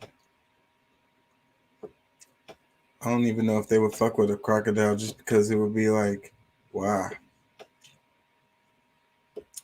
crocodile gonna get stuck in their teeth.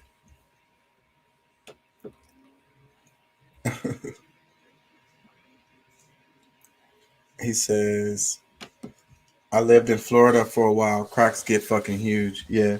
People really don't realize. They be looking at shit on TV They never seen a crocodile.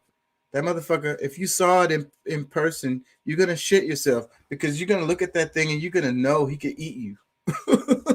Like you're gonna look at him and you're gonna know he could eat you. Sometimes you look at the alligators and you be like, whatever, nigga. And I've been seeing niggas fight alligators and like like to protect their friends and shit, like attack the alligators. Nigga, I ain't no attacking no crocodile, bro. If you attack a crocodile, I doubt very seriously you're gonna live through it. He says dolphins can be some aggressive mofos. Yeah, that's what I'm saying. They be making them look all cute and shit. All of the marine mammals are gangster, bro. They're the most hardcore ones. They kill for fun. They pretty much live in the ocean and do whatever the hell they want. Like nobody really fucks with them that much because they're so smart and shit.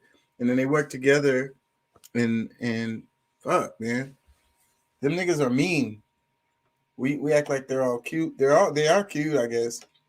I love dolphins, but they're not like friendly, really. I mean, the niggas is gangster. Just because they don't look at us as food though. If they did see us as food, nigga, we'd have problems with dolphins. They just don't see us as food.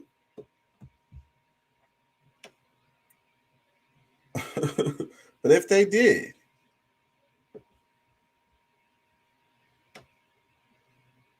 yeah, man, no dudes, no Pat. I text Pat. Dude said he wasn't feeling good. I mean, I text Deuce. Pat said he's not feeling good. I don't know. It's Wednesday night. I wasn't feeling good either. I didn't really want to come on, and I've been neglecting my schoolwork.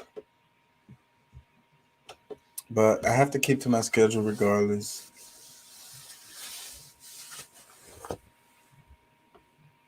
He says, dolphins are normally friendly until they are not, or they get very friendly. Very friendly. Yeah, I seen a dolphin try to rape people before. Dolphins be raping humans and shit. What the hell is up with that? They find us physically attractive, I guess. Damn, how embarrassing would be get raped by a dolphin, and then you have to tell the story like, what happened to you, bro? You all fucked up. Yeah, it was a shark. I got bit by a shark. You got bit by a shark? In your ass? Let me stop, y'all. Let me stop. That would be a terrible fucking story to have to tell. Terrible story to have to tell. Fucking I got raped by a dolphin. And that's why they are SeaWorld is having trouble. And people be dying a lot of times and they be hiding that shit. The trainers, even with the dolphins. On a lot, it happens a lot. Accidents happen. They get aggressive randomly because they have personalities and attitudes. And then I don't like it. I saw the facilities and they try to make it look like it's all so nice and wonderful for those animals, but it's not. It's a fucking zoo. It's a fucking cage. And they don't, especially, I've been to SeaWorld a couple times. I'm not going to go back. I'm not going to support that kind of thing. But looking at and I don't know if they still have the orcas in there, but they did when I went. And those damn things are so big. So how the hell could they? And I saw the diagram that showed how big the parking lot was for SeaWorld versus the amount of space that the damn orcas have to swim around, and it's like nothing. And these damn big ass things gotta just swim around in a circle and shit all damn day because they don't have no space. And an animal like that's like a wolf or something, like trying to keep a wolf in your backyard. Like, that's not gonna work out. It's not healthy for you. It's not healthy for the wolf. Whatever, man. I saw something here, but I lost it. What do y'all want to talk about? This damn Ukraine shit. I'm trying to dodge that damn topic because it's done took over the whole media fucking landscape. And I don't like that shit. So it's like if everybody's talking about something, and I don't want to be talking about it like that. Fuck that. Can go watch all that on them other channels. And then they're fucking lying anyway. Ain't nobody telling you what the fuck anyways. What about the DNA Vikings? Can I get away with this for BBC? I don't know if I can get away with this. This kind of interesting. This is my anthropology side of me. Not saying this is academic, because this is the BBC. I don't know how real academic it is, but let's check it out.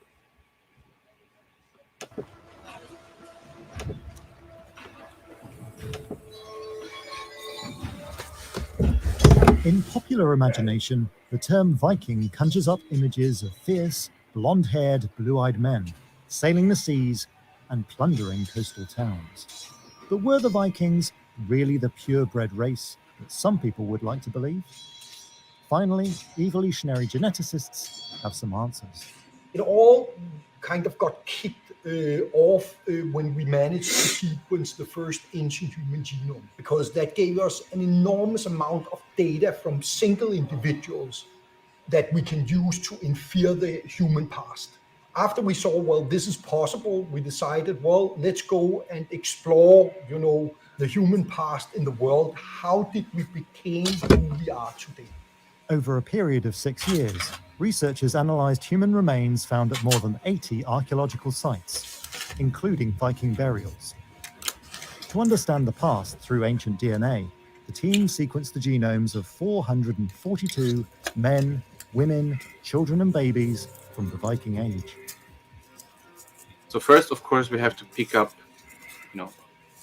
bones, teeth, archaeological remains that we want to analyze. We and others have found that really the best possible material that we can use in terms of preservation of the DNA would be maybe the teeth. So we sampled of teeth, or then there's this other bone that is called the petrous bone, which is this inner ear bone, which is a very, very hard bone that also preserves the human DNA really, really well.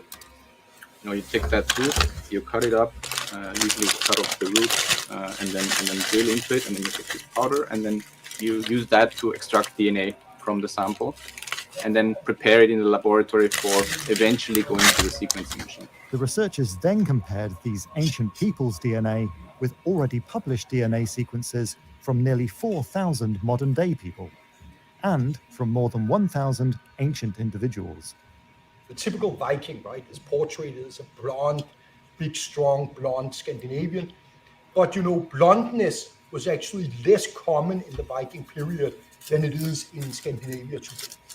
This largest ever DNA analysis of Viking remains has shown that they carried genes from southern Europe and Asia. The Viking period, we can see, is, it's characterized by an enormous interest in the world from the Viking Scandinavians, but a very limited interest for what is actually going on in Scandinavia. Yeah, that's the Western academics always. Their trade routes extended from Canada to Afghanistan, making the Vikings more diverse than previously thought. This intermingling with people from the south and the east diversified their genetic. They always like to oversimplify shit. Of physical appearances. You couldn't really say there was a homogeneous group that was very, just the Scandinavian people that looked the same everywhere genetically. There was actually quite a lot of diversity. Then we can see that the different Viking groups primarily went to different areas around the world. So we can see that the Danes primarily went to England. The Norwegians, they went to Ireland, Iceland, and Greenland. And the Swedes went to the Baltic. The study also suggests that the Viking identity wasn't related to genetic background or ethnicity. It was more of a social identity. The Viking phenomena is not only a Scandinavian thing, in the sense that it's not ethnicity that determines whether you're Viking or not. It's a lifestyle. So we find Vikings, that has no Scandinavian genetics. So they come in all kinds of different forms. So, for example, we had these cases of individuals from Scotland, from the Orkney Islands, where from all their archaeological context and the burials were associated with the Viking culture. But genetically, they very much resembled to be the kind of earlier indigenous Scottish population. By doing this research, of course, we're changing the story. And by changing the story, we are also changing our identity. I see it as something positive in the sense that at least the debate of identity, which is also a political debate, at least it's based on real science. So I think it's important for that debate to have this kind of research.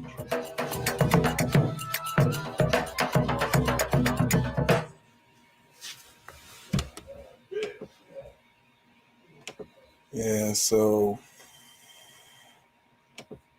DNA evidence shows that the Vikings weren't blonde-haired and blue-eyed, that they actually had like a multitude of skin tones and hair qualities.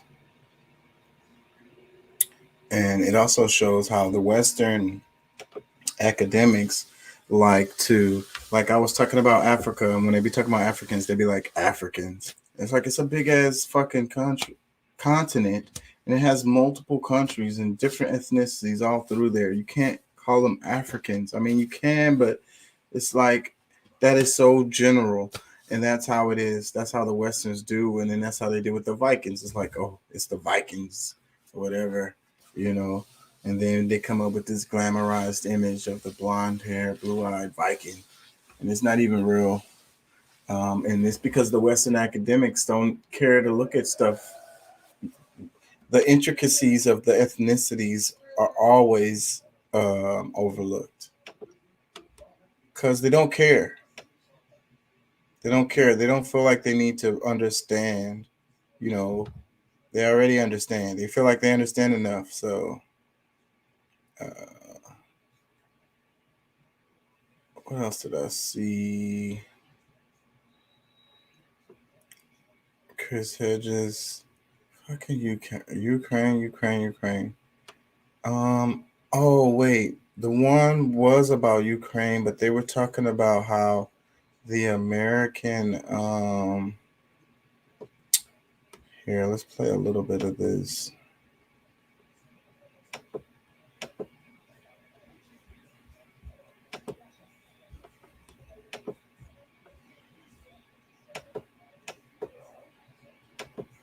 Here, let me play this for y'all. Tell me what y'all think.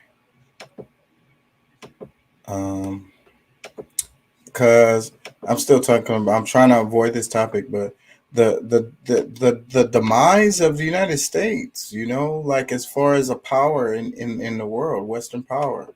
About the international community coming together against Russia, that Russia miscalculated and perhaps assumed Europe, which is so reliant on their oil and natural gas, that they wouldn't be reacting the way that they are. And now we're seeing Germany, France, and even Switzerland, big bad Switzerland, coming out against Russia and backing various economic measures.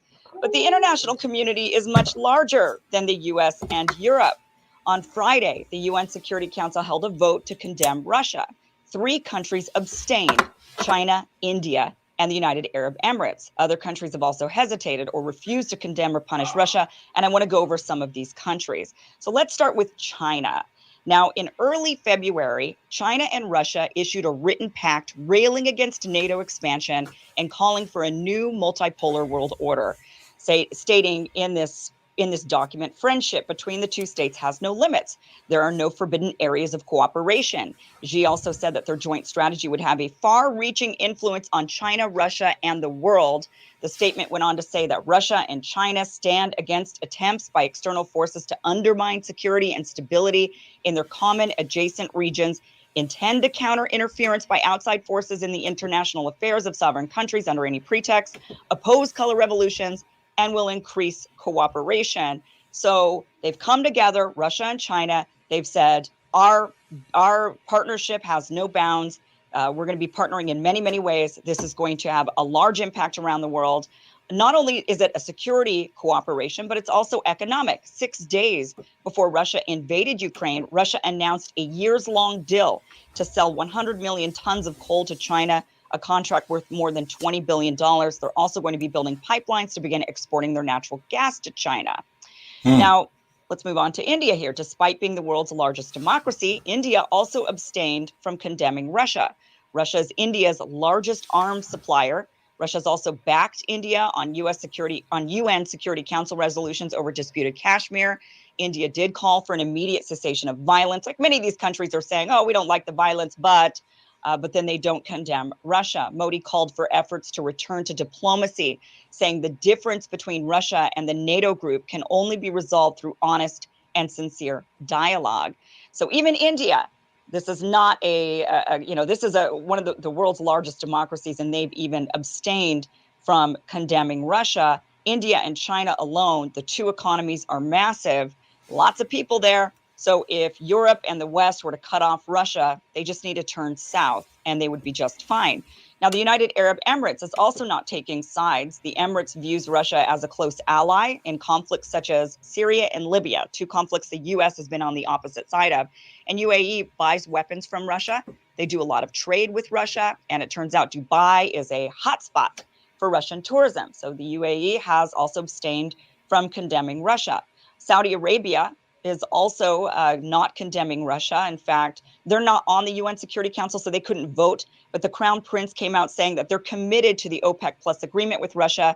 And this is probably the worst of all news for Biden in Europe, because basically Saudi Arabia does not intend to increase oil production in order to drive down prices. And as Ryan mentioned yesterday, this is something that the Biden administration had asked of Saudi Arabia. This was even before the invasion of Ukraine. And Saudi Arabia said, no, we're not going to be pumping out more oil in order to reduce prices. And even after the invasion of Ukraine, knowing that the cost of oil is skyrocketing, Saudi Arabia has still come out saying, nah, we still have our deals with OPEC Plus and we're going to maintain those. So this means as prices skyrocket, Russia makes more money, actually. This allows them to better weather these economic sanctions that they're being hit with, but it also means inflation continues. So why would Saudi Arabia side with Russia? Well, they're sick of being snubbed by the U.S. As Ryan also mentioned in his radar yesterday, Obama wouldn't meet with the Crown Prince. Biden has refused to meet with the Crown Prince. Putin has been openly friendly to the Crown Prince, even after Jamal Khashoggi was murdered. We all know that infamous photograph of Putin and the Crown Prince giving each other a high five. So they're friendly with one another, and they have a strong security alliance. They have a strong friendship. And that is something that the United States sort of pushed Saudi Arabia towards Russia by snubbing Saudi Arabia. We also pushed Russia towards China. We might actually live to regret that in a few years when we realize the damage that that's done. By turning on Russia and continuing to propagate Russiagate, Russia has turned itself towards China, and probably to their benefit. Another international player that has abstained, at least originally, from adding their name to the list of countries officially condemning Russia is Israel. Now, when you can't get Israel on your side when you're in the United States, you know you've got a problem. But they've since said that they will add their name, but it's still really kind of unclear what's going on there. But why the flip-flop? People are wanting to know, what's up with Israel? What's up with this flip-flop? Well, Israel sees Russia as a strategic ally, keeping Iran in check in Syria. So they see them as a strategic foreign policy partner at the moment in the Middle East. Also, there's something else going on here that definitely needs to be mentioned, and that is for many Israelis, they actually really like Putin. There's billboards of Putin in Israel. He's a fairly popular figure there, and it's because he represents the Red Army that crushed the Nazis in World War II.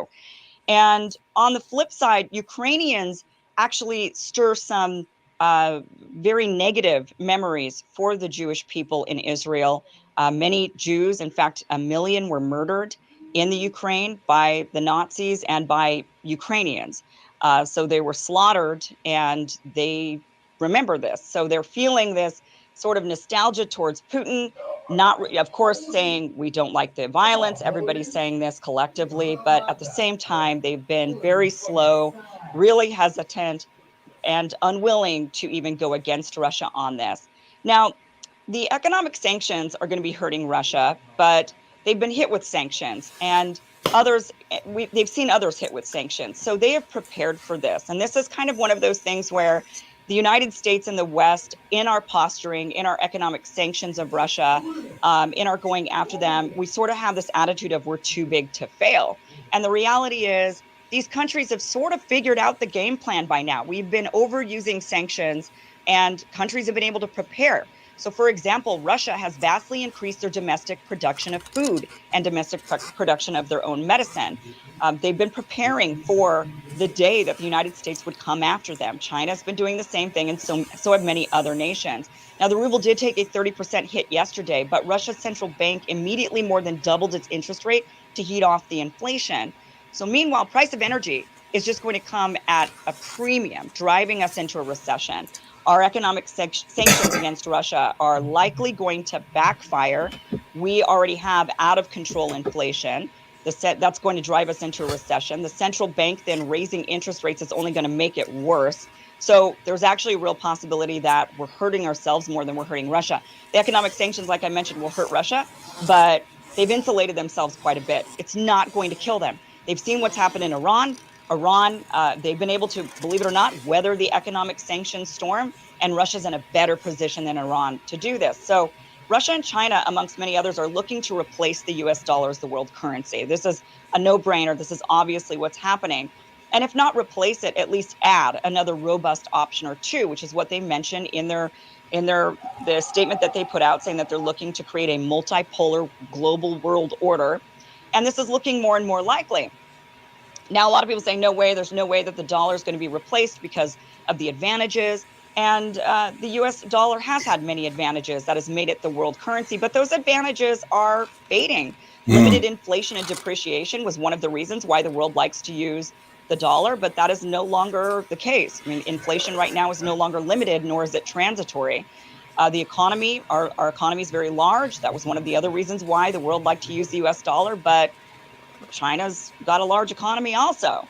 And of course, we do have a open market, and that is one of the reasons why the dollar is still being used. But again, it does look like things are potentially flipping. So Ryan and Robbie, the big thing about this is for one, thinking that the world is coming out against Russia is not the case, right? There is a greater world than just Europe going on here. And they're opening up their doors and saying, we're not cutting off Russia or China for business. And it's almost like they're seeing the new kid on the block, and they're saying, you guys are kind of old news now.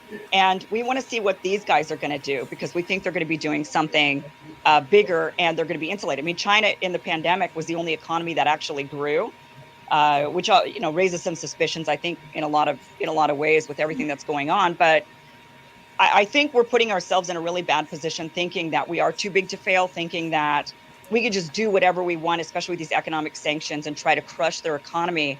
They're just going to create another economy, a secondary economy, and that economy is going to grow.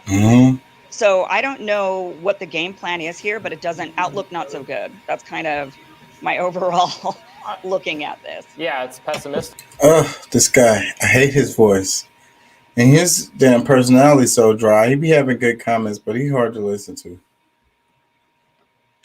The show used to be better. I still like her takes on stuff a lot of times. She's very informative. So, Doc, I see you back on Facebook. Um, what do you think about all of that? How the way the media is showing it is like the whole world is against Russia. But what from this story that we just watched, they show that that's India is cool with them, China is cool with them, and Israel is kind of on the fence. So it's like, but our media is telling us, that everybody likes like the world, but then that's us, the exposure of the Western world, the way we see it, and how the Western world likes to exclude everybody. That like, some people say World War I and World War II were European civil wars, because the whole world wasn't at war at that time. It was large areas of the world that wasn't.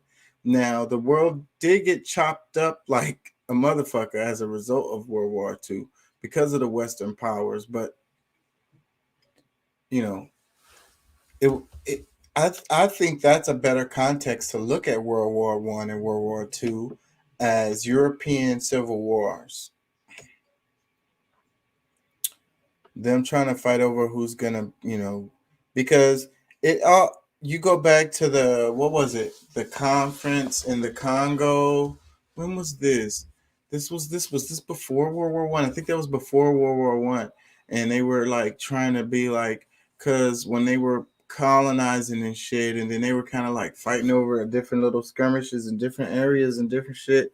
So they made a meeting and I think Belgium was the ones who hosted, and it was like they brought all the European countries together, and it was like, okay, all this pillaging shit that's going on, like we need to organize this shit some kind of way. So let's divvy up this shit, and that's when they decided on like a lot of the borders that's here today still, throughout Africa, and some other parts of the world. And so like they just like decided, and they're like, y'all, Portugal, y'all stay over there, Germany over here, who were the big players? I can't even remember right now. Belgium was a player at this time. All these countries have changed, the names have changed and stuff, and this just makes it complicated. But because what is it? The Portuguese kind of went away, but they was important in this time too. But anyways, I'm all over the place. Them conquering and chopping that up, they decided on that. So that's what led to the World War I, World War II, is what I'm trying to say, is because them fighting over those borders and shit that they couldn't agree on and arguing over that shit. Doc says, I got licked by Shamu in the show at SeaWorld. I was like 11. You had to be scared as fuck, bro. Them damn things are big. How the hell did he lick you, bro? How did that work out? You must have paid. Y'all people must have paid to go to the back and get to pet him and shit. I never went that far to do all that, but I've been on the road where they splash you and shit. I was out there and we got splashed, and I didn't like that very much. She was kind of small. Doc says the world is against the invasion, but not necessarily the whole country. Huh? That don't really make sense. The world is against the invasion, but not necessarily the whole country. I don't think the world is against the invasion, bro. I don't even think the whole country is not necessary, with the invasion either. Because I'm not, and I'm a part of the United States citizenry. And I think we should be worried about what's going on here. Can I play this? I ain't never played nothing on this before. It's not even playing.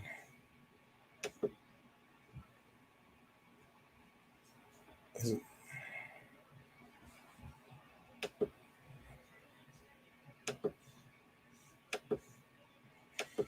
So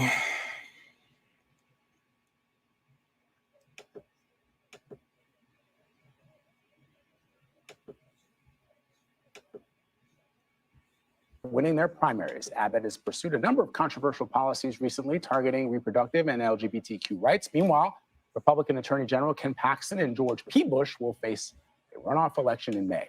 Omar Villafranca is here to break down the results for us. All right, Texas Omar, Governor Abbott defeated several challenges from the more extreme faction of the Republican Party. What does that tell you?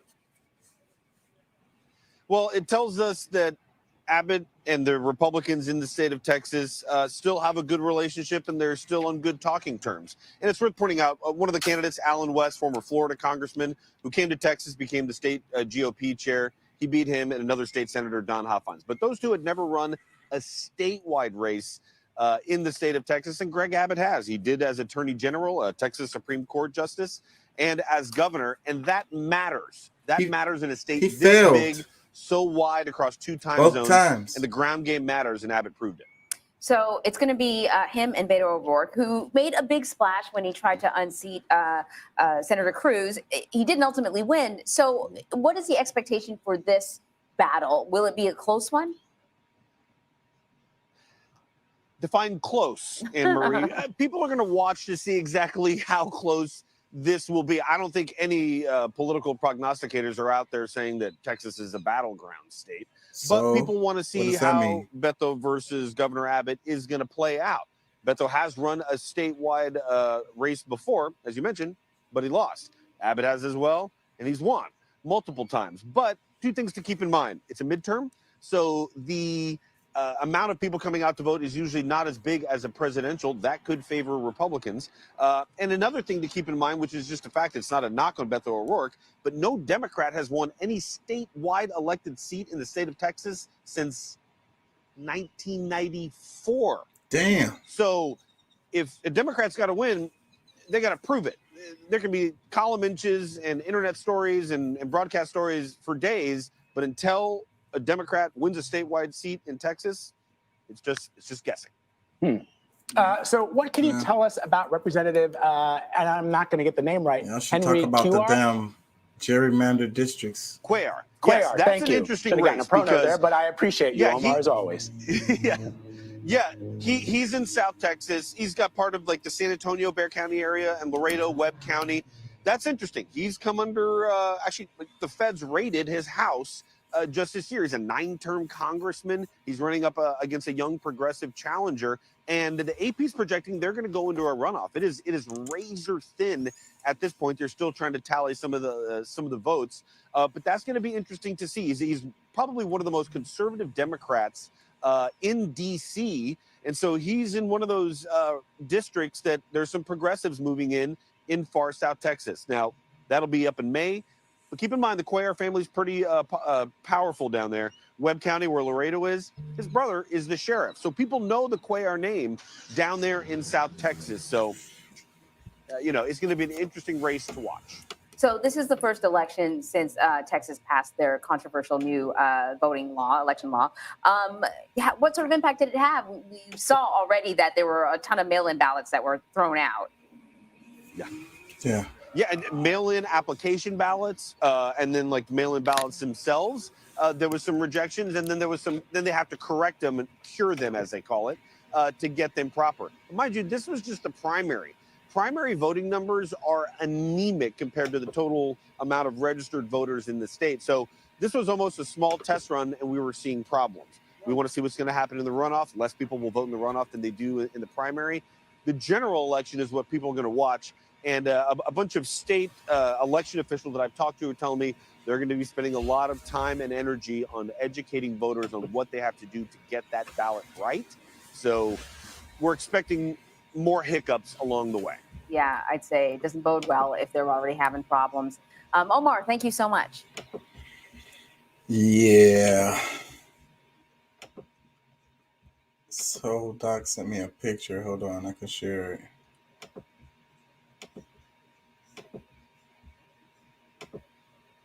Where is it? I don't think I can make it bigger. Can I make it bigger? Nope. Can y'all see that? It's little as hell. That is creepy, bro. That's creepy, man. Could have bit your whole head off. Been like, I don't want to do this shit. I'm tired of doing it. They tricked me. I didn't want to even kiss you. This ain't a kiss. I'm thinking about biting your head off right now. Doc says they call up an audience member to stand in the platform. The guest holds up a fish and the whale jumps up to catch it, and then they hold you out at an angle, and Shamu jumps up and kisses you. It was weird and crazy. Yeah, it looks weird, bro. Like, it's violating the whale. That's how I feel like. You just violated him. He says, dude looks like Patton Oswalt.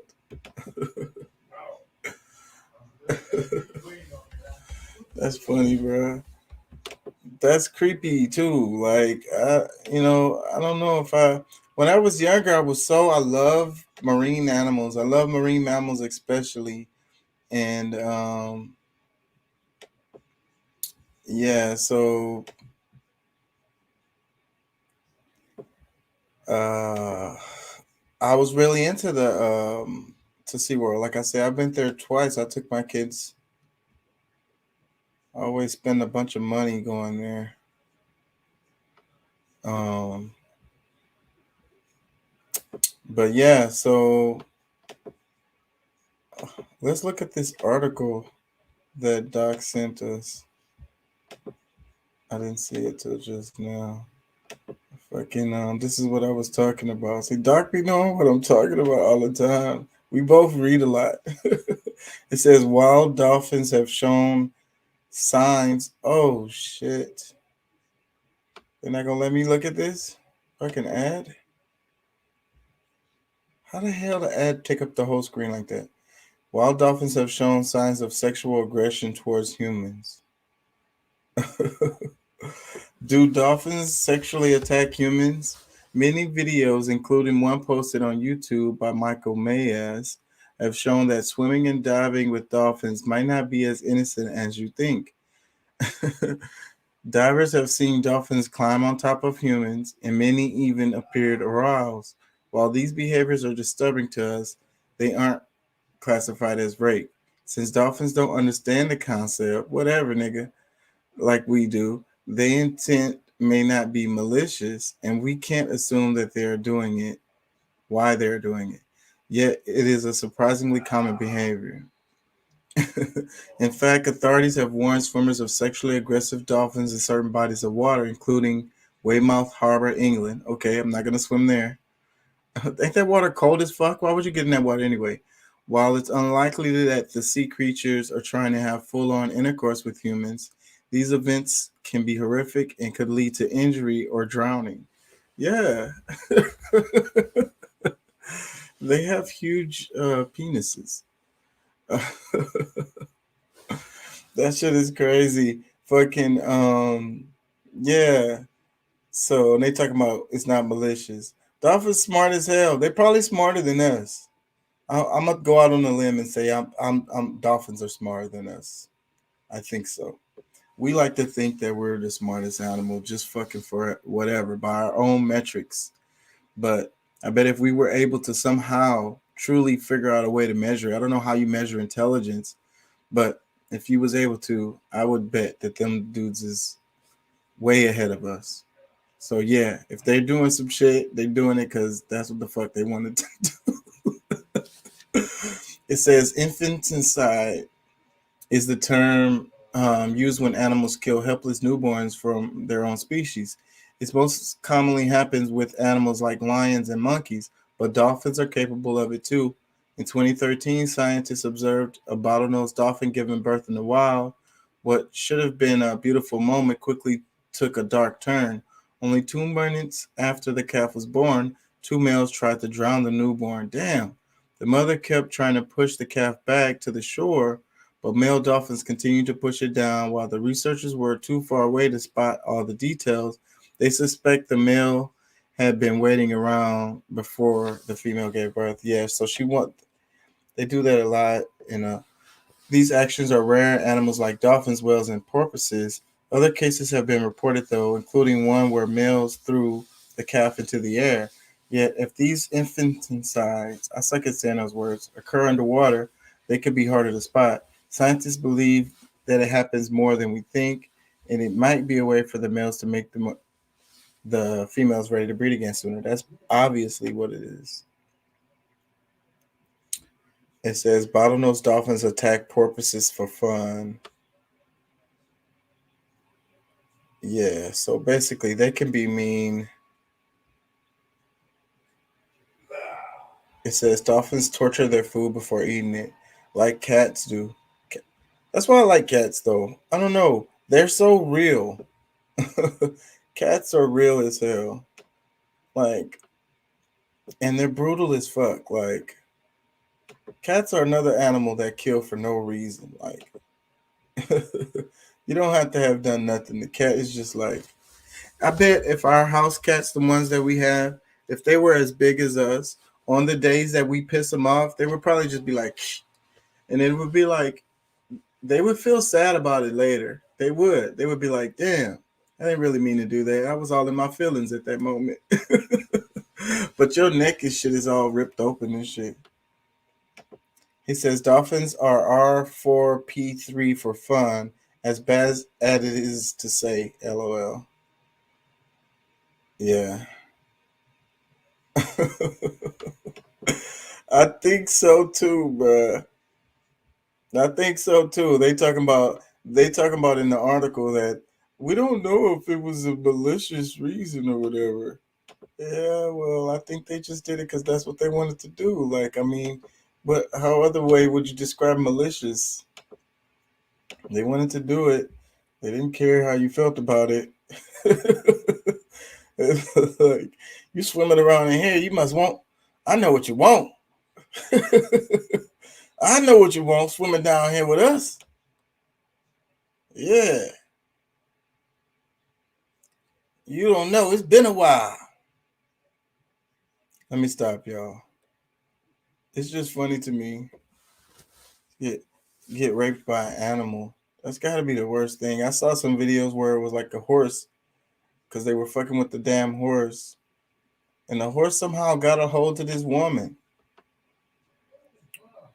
They had to pull him off of her.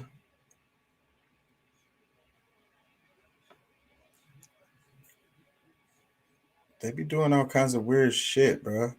Bring up the horse and let the horse think he about to get some, and then they immediately put one of them things on his penis and get all the sperm out of him so they can, do what they want to with him. So he didn't even get none.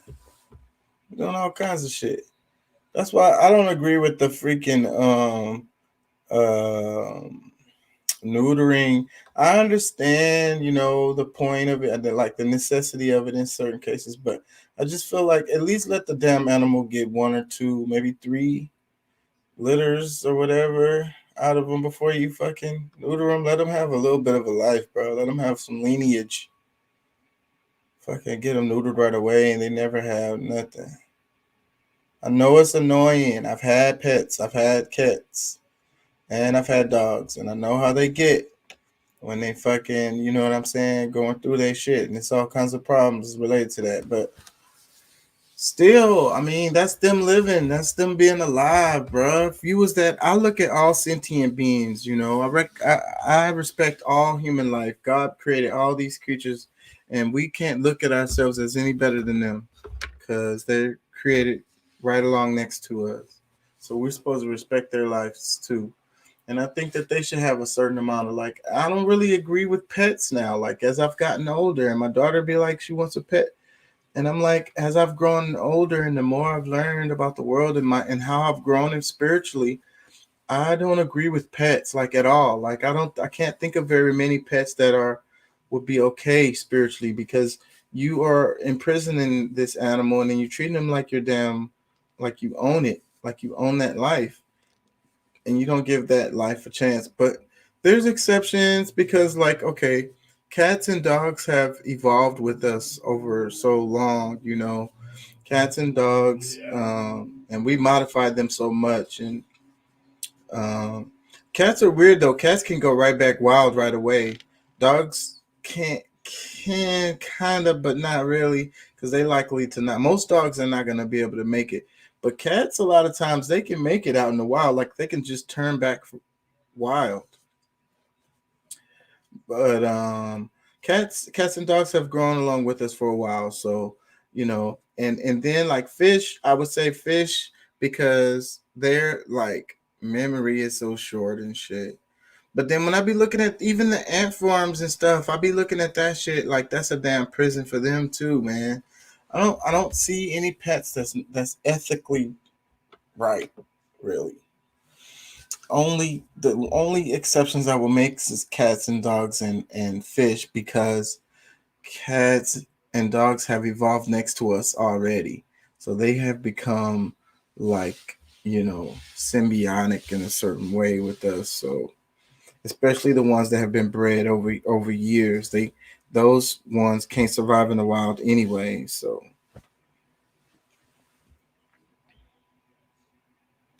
what do you say? Let me guess. That was in Mexico. From what? What did I play? I'm pretty sure my cat has already called dibs on my eyeballs. I know, that's the thing about cats. I love them though. I really do. I know they're so cold hearted, but I still love them. Yeah, because if you die, they'll be like, "Why you not feeding me, bro? Get up. The fuck is wrong with you? Damn, nigga, you stink. You still ain't fed me." That's how the cat's gonna be. The dog gonna be all sad and be like, "That's fucked up." The cat gonna be like, "If you don't get your motherfucking ass up, damn, using all them damn drugs. Get your ass up and make my fucking food." Oh, you not gonna get up? Well, then I'm gonna just eat you then. How about that? You're not gonna move? Then I'm gonna just eat you. Cats are cold.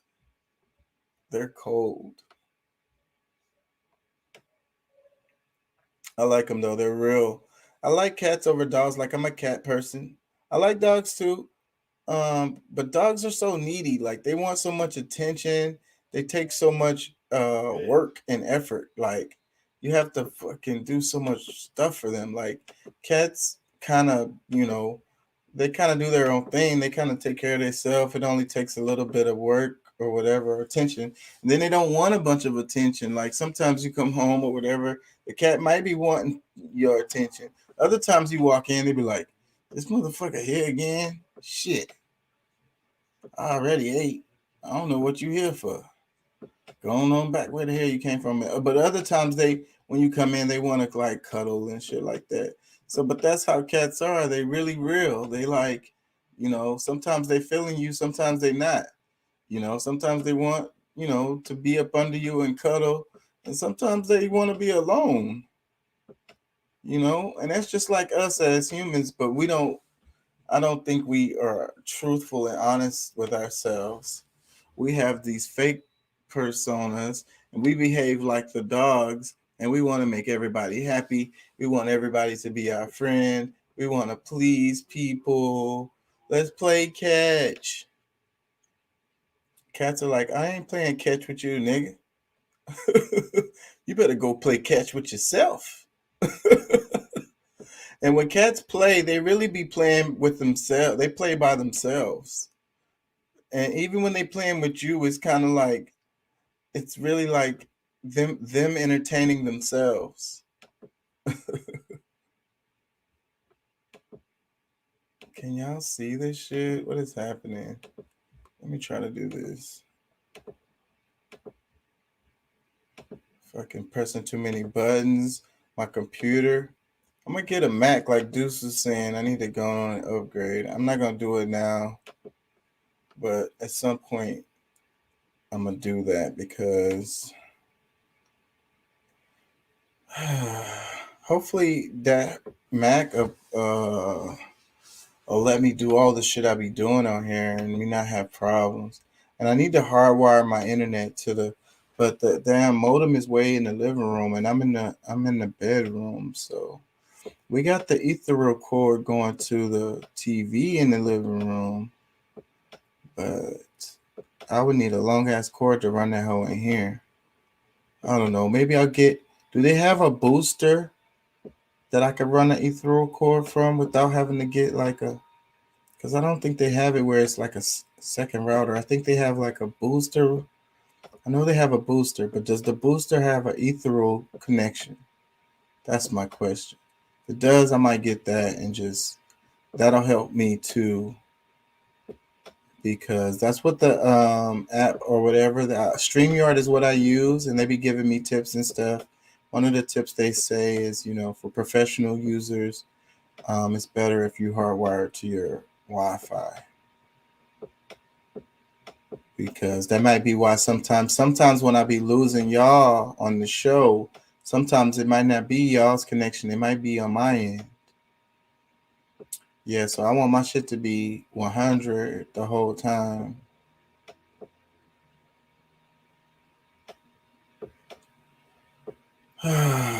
Dr. Boyce Watkins posted something interesting earlier today. Let me see if it's here. He be posting interesting stuff. Is it this one?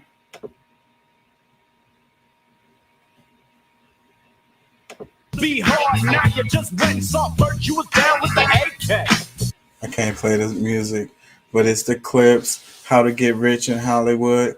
The historic goal of America is to keep the black man as either a little boy, a little girl, an idiot, or a clown. That makes him less threatening. I really believe there's some truth to this right here.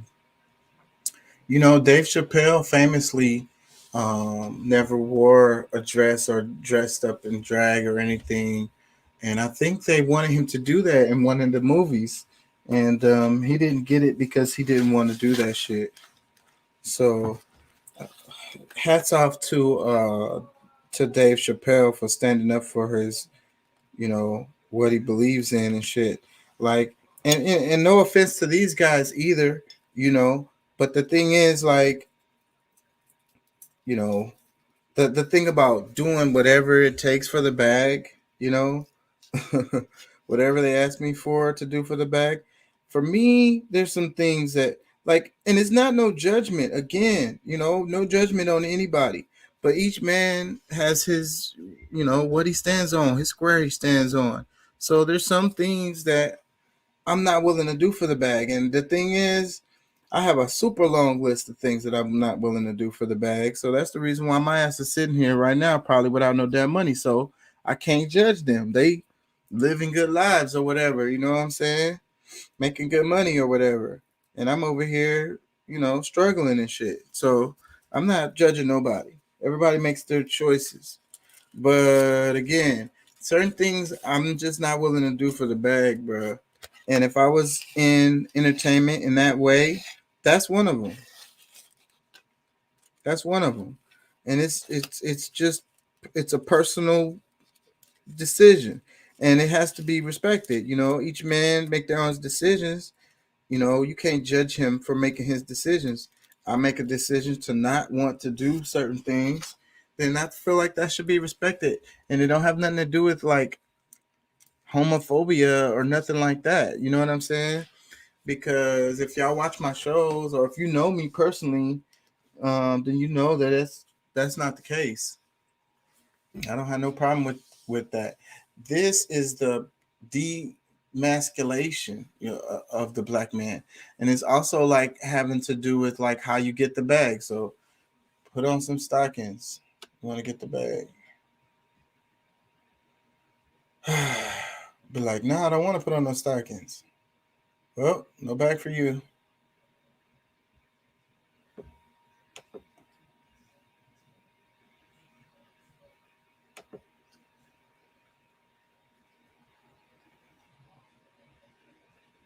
Thank you, thank you.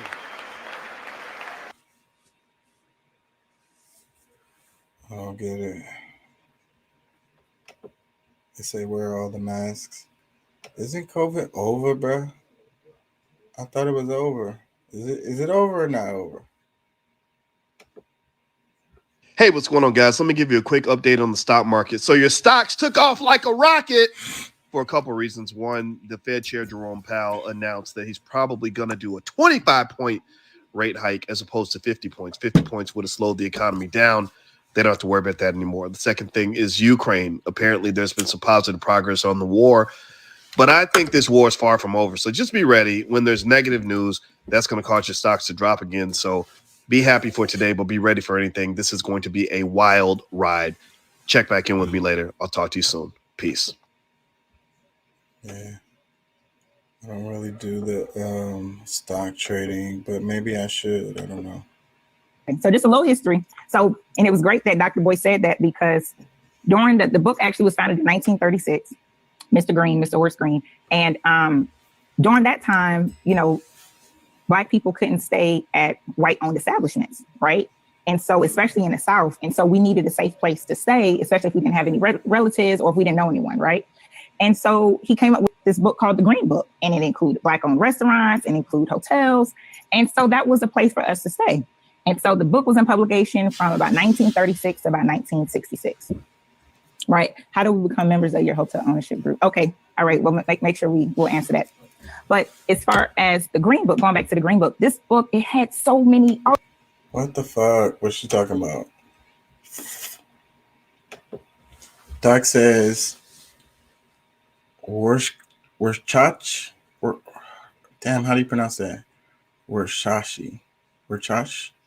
My cat is the most codependent cat I ever had. Almost like a dog, always 6 feet or less away, putting his balls in my face, smacking at my hand when he's close, and I don't pet him. Says you can get a booster that has a Cat 5 plug in it. Really? Yeah, fucking I like cats. I fuck with cats. Hey, what's going on, guys? Let me give you a quick update on the stock market. So your stocks took off like a rocket. Because I could just watch them all day. They'll teach you about life. The way they torture the damn animals before they kill them. So we gonna stay up late this. The animal thinks he's gonna get away, like the way they play with the mice or something. They play with them and they make them think. They leave them with hope. They leave them with hope, and the thing keeps running away, and the cat just keeps catching him. And the cat will look away. He'll act like he's not paying attention, and then the thing will try to get away, and then it'll catch him again. It's like, that's so terrible. Road rage is out of control. Yeah, so I don't know, Doc. You say you want to talk about the State of the Union? I didn't even catch none of that shit. Fucking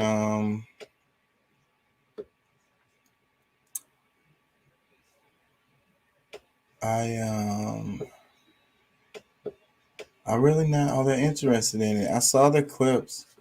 Man, I love that movie Gladiator. That was a fucking good ass fucking movie.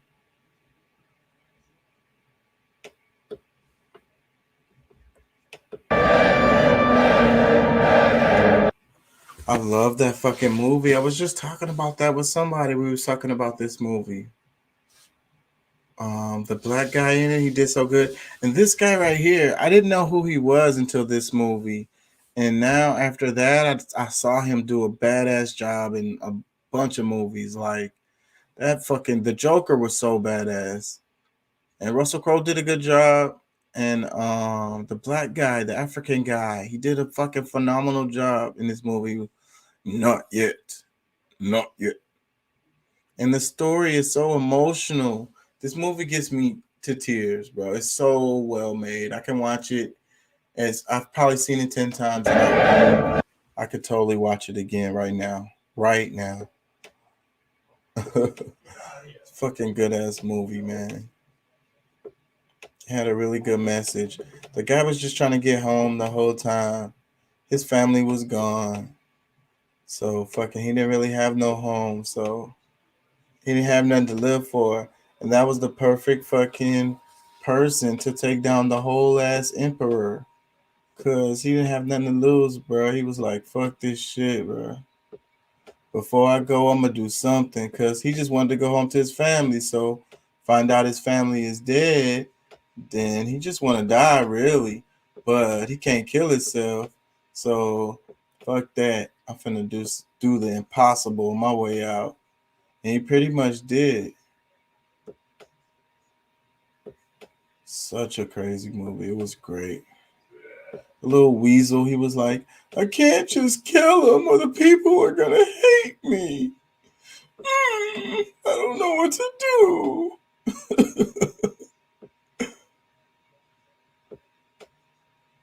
That movie is good. Anyways, I like throwed off ass shit like that. The really emotional shit. As far as like, you know, it's the core of humanity. That's the reason why I study anthropology, because it's humans, like human culture and really what drives us, because we're really irrational beings. We really are, and it's amazing. And that's the reason why I was trying to choose on what to study. I was thinking about choosing the ocean because that's amazing. We live on an ocean planet. I was thinking about choosing space, you know, astronomy type, astrophysics type shit, because that's amazing. But then I got to thinking about humans, and humans are fucking amazing, bro. Like, we're an anomaly, I think. Like I say, we are irrational, like cats. We were just talking about cats and how cats are fucking put themselves in really fucked up ass positions because they react all emotionally without thinking and fuck themselves up. And humans do the same kind of shit. And it's weird how we have proliferated over the planet, you know. It's like I say, it's an anomaly. Like, what other animals are like us? Like, it seems like we're so different from the other animals in the animal kingdom, you know. Like, either we're just like a weird ass anomaly, or we're actually truthfully aliens. Like, we really didn't really come from here. So that's just my speculation. I mean, there's no academics behind that. That's just me thinking, you know, like, either we're just the strangest animal on the planet, or we're fucking not even from here. Cause it seems like we don't really fit in. I mean, I don't know. Maybe it's now because of the way we act now. Because maybe in our history, in our evolution, maybe we did fit in. Like, we were more, you know, in harmony with nature and shit. So maybe it's the idea of us being so detached from nature is what gives me that feeling of us being an anomaly. Because maybe we aren't really. But then you think about all this technology and stuff that we have, our culture, our language, and like, that shit is fucking amazing. The tools that we use, the art that we create, we're natural creators. What other animal do that naturally and all the time? Like, we're natural creators. We're always creating shit. We just do it without even thinking. So what other animals do that? So that's just a thing. So that's the kind of thoughts that I be having, and that's the reason why I study anthropology, because it's the most fascinating thing to me. It says the new moon conjunction of the sun and moon in the same degree of the same zodiac sign, the commencing of a new lunar cycle, a monthly rebirth, to remember your wholeness as inherent connection to the universe, the one song. I always felt like the universe was a song. And I've thought about this shit really heavy because and I'll take y'all there, but like, when they talk about the string theory and they talk about the membrane, and because it can't just be a string, the string vibrates, but then it's like they talk about like a drum, you know what I mean? And the vibration of that. And so then I like think about that, and they talk about how like the universe being created, like the idea of the universe being like created again and again, because there's like this bulge of energy, and when it touches, it creates like a catastrophic event that creates like a universe, and it's kind of like the thing of the Big Bang happening over and over again. Like, and what I'm saying is the universe being a song, and God being like playing an instrument. God playing an instrument, and the vibrations and frequencies that come off of this instrument creates the universe. Like, that's just a thought that I've had. Like the universe is a piano, and God is playing the piano. As he plays it, it creates stars and shit. Cause it's all about the vibrations. It's all about what we feel and shit. Like our emotions. A sad song, a good song, happy song, a trill song, classical song, all different kinds of genres. And they make you feel a different way. And that way you feel is how you create stuff, right? Your feeling is what creates it. And then so we know love. I always say I think love is the fifth element. So like when your mom makes food for you and it tastes so good, and because she made it with love, it was just a plain ass grilled cheese or something, but she made it with love and it's delicious because the fifth element is love. So we create when we create with our breath,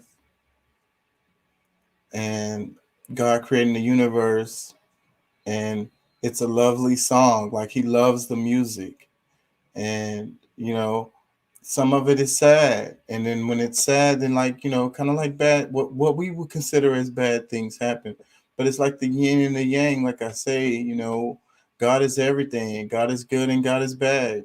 God creates and God destroys, but it's only about perspective, because from our perspective we might see it as creation or destruction, and it could be neither. Everything goes in cycles. There could be no life without death. Life goes on eternally because of death. Death is recycling of life. Oh shit, I've been missing the damn comments. My bad, y'all. Let me go back. He says Rorschach named after the guy that invented the ink blot test.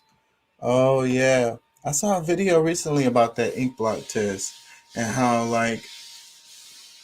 they were talking about how the people didn't really understand the science, and how now it's kind of not as, people don't follow it as much. They feel like it's pseudoscience and whatever.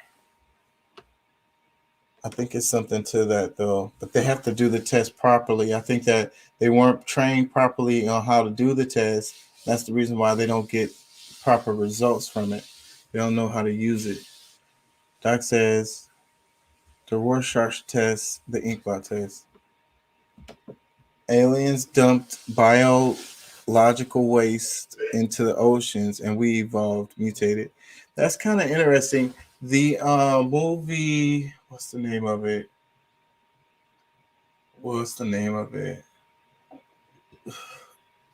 It was supposed to be like the prequel to Alien. I saw this movie a few times. I like it a lot. It was set in the future. They had these damn pods that they were looking for the humans, like the evolution of humans, where humans came from, and they landed on this damn planet, and it looked like it was some aliens maybe either created the humans, and they ended up dying because they created a this perfect animal to eradicate the humans, and they were gonna bring it to Earth, but the shit backfired and killed all of them. And when these people landed on the planet, they ended up awakening that shit, and they had to deal with that shit. Everybody ended up dying. The one lady made it off the planet with the android guy. It's really complex because it was the idea of these aliens creating humans, and then humans creating the android, like the artificial intelligence guy. He was like a robot, and then he was the one that was asking all the questions, and it seems like he ended up being the superior guy. They made a sequel to the movie. She died, and he was like the guy running the show. He somehow got his body back and shit. Do y'all know what movie I'm talking about? Interesting thought. What if mankind got kicked out of the Garden of Eden?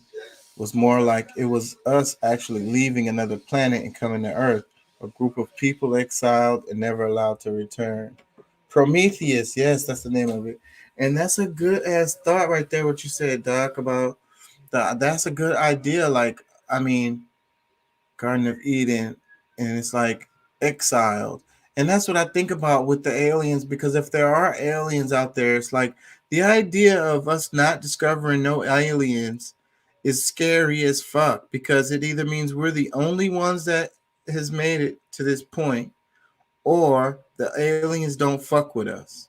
Either idea is scary as fuck, because if we're the only ones that made it this far, then that's kind of scary, because that means that it's rare to happen, and that means that we probably not going to make it, because if other species, where the hell are the other ones that has developed like us? They maybe, that's scary. So, and then the other idea is that we're exiled, like you said, and that would be crazy. I read something that they said the planet of the children, and it stuck to me because I was thinking of that. It's like we're not mature enough, like we haven't evolved enough to be in, invited into the intergalactic community. You know what I mean? They got us in quarantine and shit. They avoid this whole sector of the universe and shit because they like, it's humans over there, bro. Them niggas, nah, don't fuck with them niggas. Just avoid that whole area over there. Yeah, Prometheus is the name of the movie.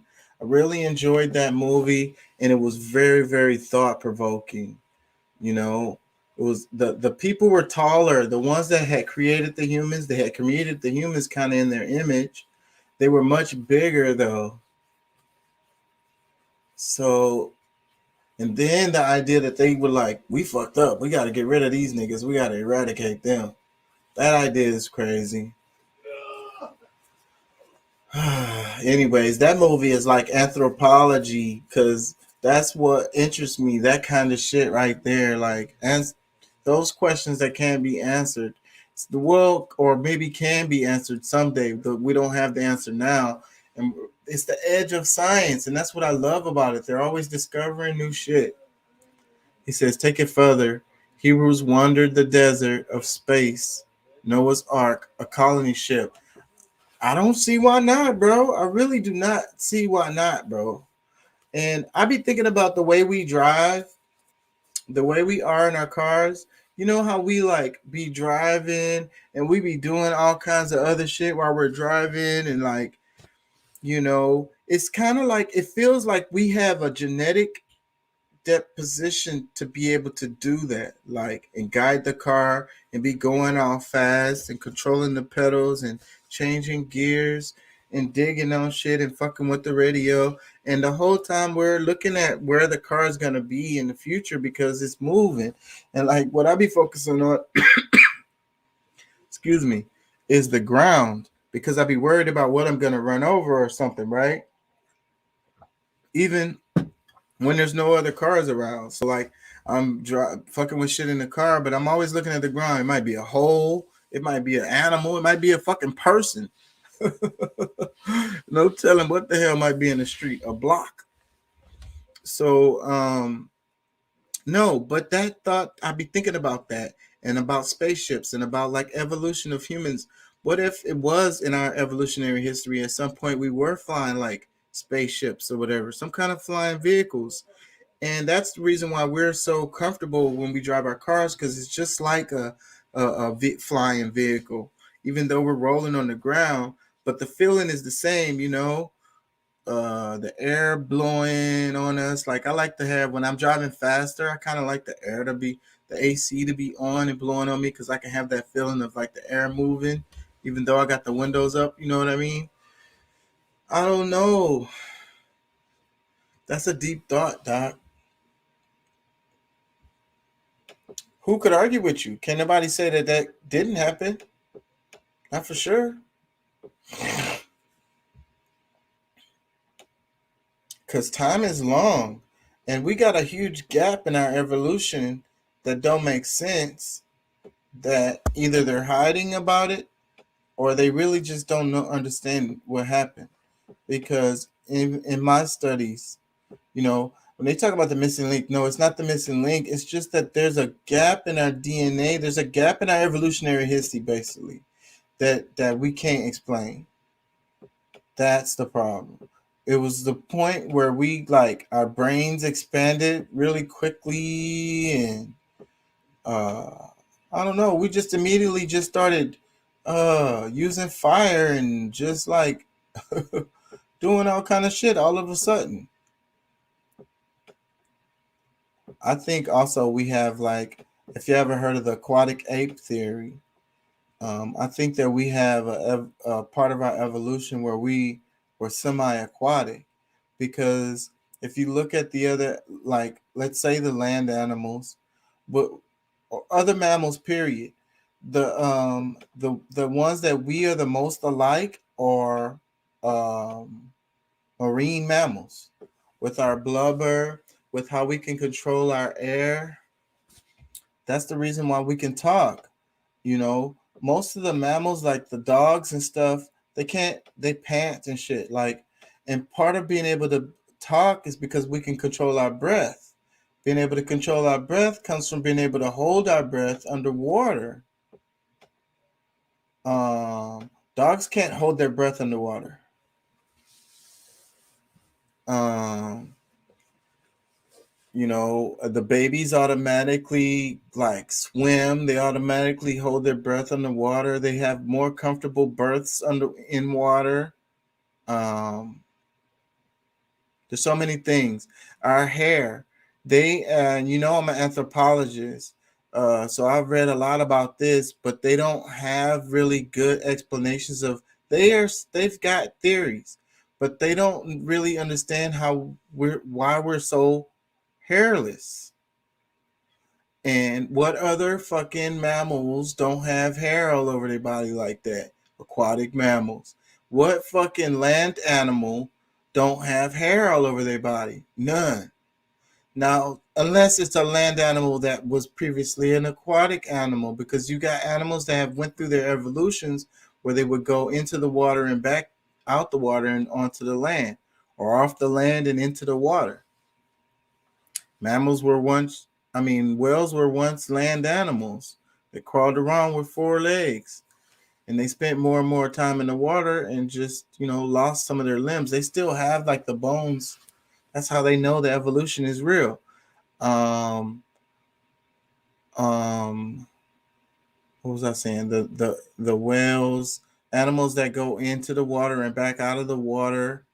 Um, they were aquatic animals, and then they go to be land animals. But even when they come back to be land animals, they still be semi-aquatic. It's evolution, man. It goes back and forth into the water and back out. I think we had a time period where we spent all or most of our time in an aquatic environment, like literally in the water all the time. There's humans that they can see in salt water and swim, and they live on the they have houses that live on the water. Doc says the vehicle being an extension of ourselves. Yeah, but that's what I think. The vehicle, we're so comfortable in it because I think that there could have been an evolutionary history like that.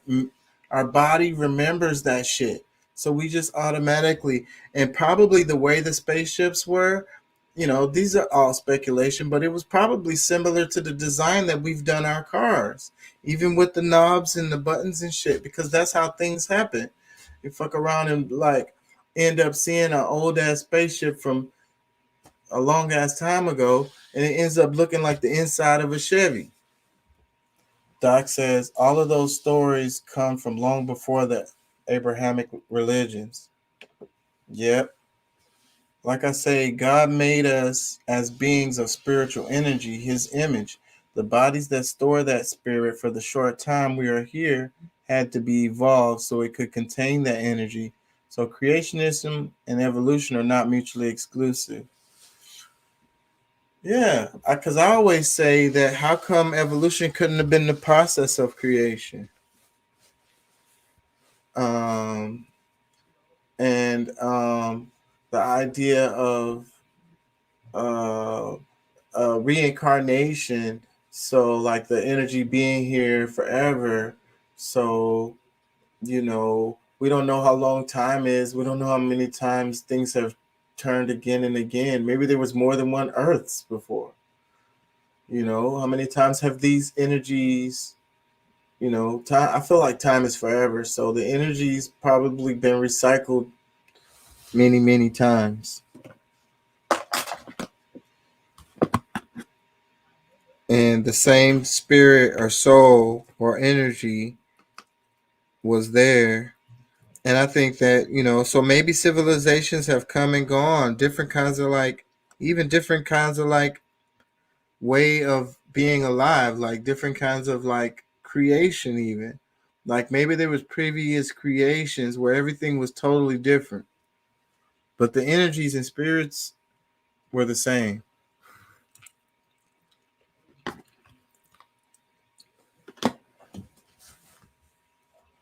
But a totally different form of creation.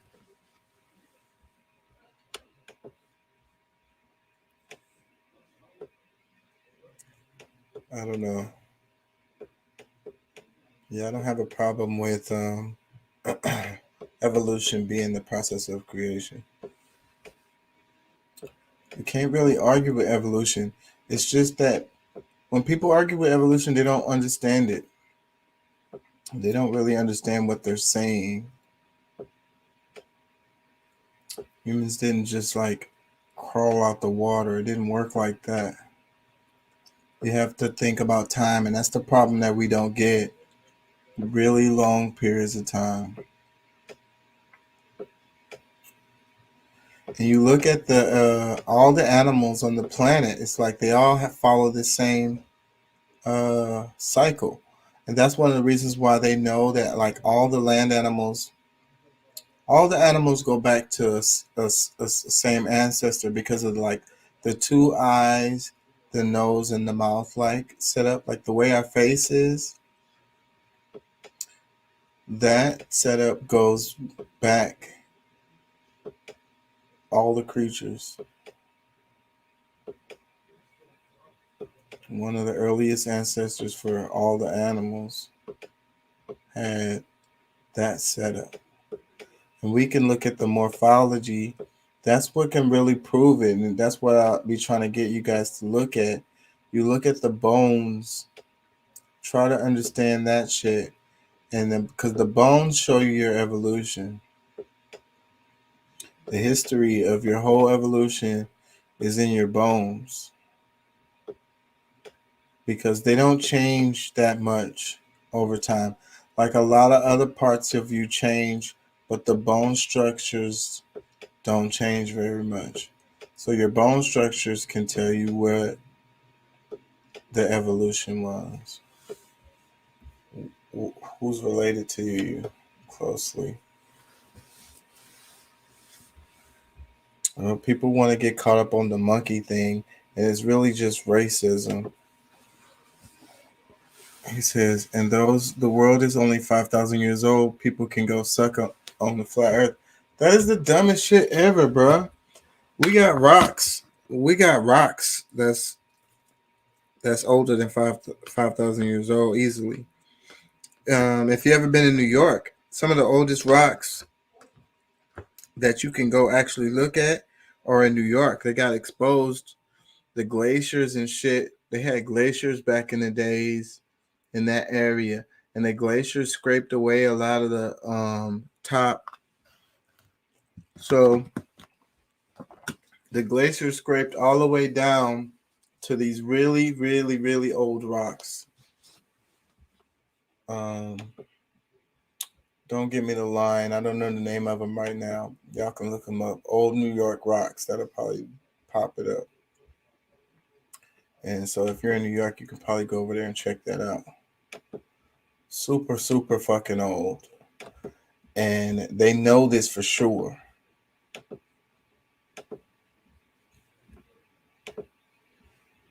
These rocks are way more than 5,000 years old. These rocks are like billion years old. Co-owner of Leica Cheesecake and Espresso, work in her shop is serving as a distraction to what's happening in her home country. My family's there and they're gonna stay there till the end. I can't really help myself. If I would be there, I would go and fight with the people, with the civilians, of course. But this is the least we can do. And I'm very concerned about what's going to happen next. Samodimov lives down the street from Laika and was happy to see this line stretch past his driveway. It's just really nice to see, people just coming down and trying to support somebody miles and miles away on the other continent. I'm really, really impressed. Now I have basically two homes. Obviously Odessa, my native city, my home city. So this was the line to a Ukrainian-owned cheesecake shop in San Antonio. Seen anything like that before, honestly. Donating this is a 100% of their Anna profits. Afanasieva is co-owner of Laika Cheesecake and Espresso. Donating 100% of their profits during a weekend promotion. They managed to raise $72K US dollars for the Ukrainian military. Damn, the US just gave them like $40-something billion. How much money do they need?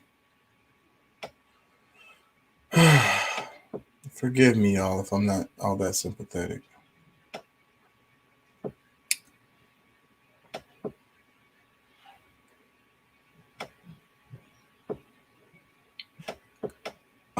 Doo-doo alert. Oh, wait, hold on. Let me see this map. It kept popping up. What is it showing? 1990, Soviet Union.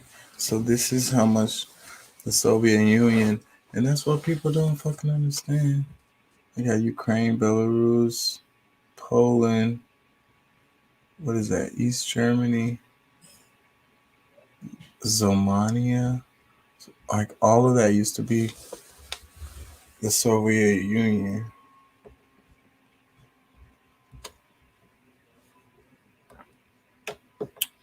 So history matters. And then the red is the NATO. When is this? 1990. NATO.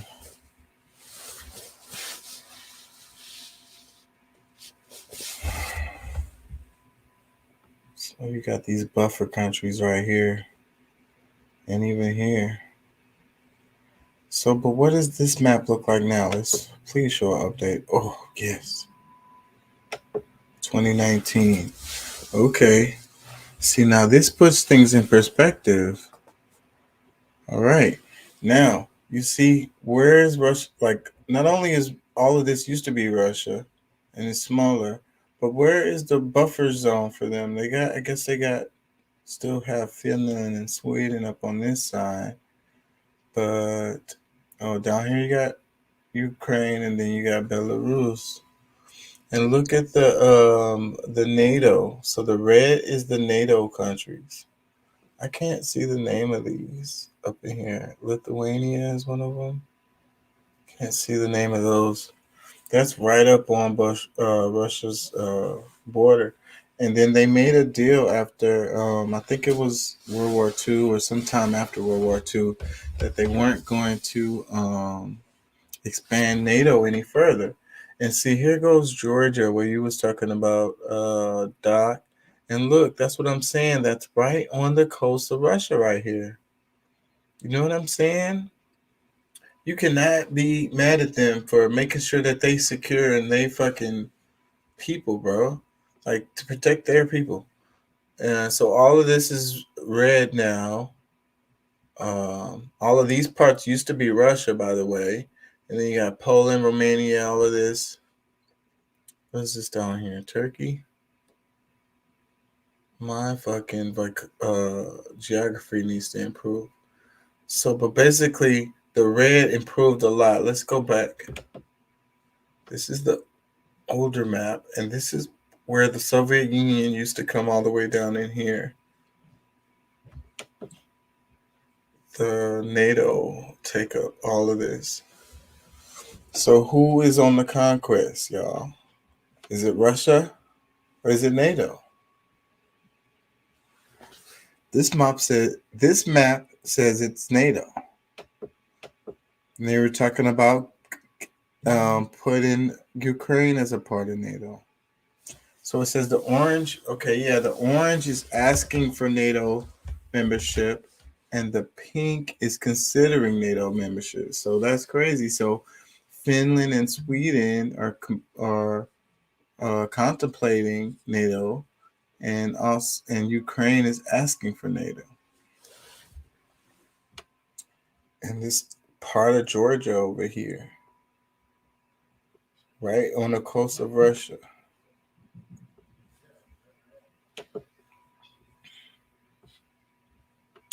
Let me see.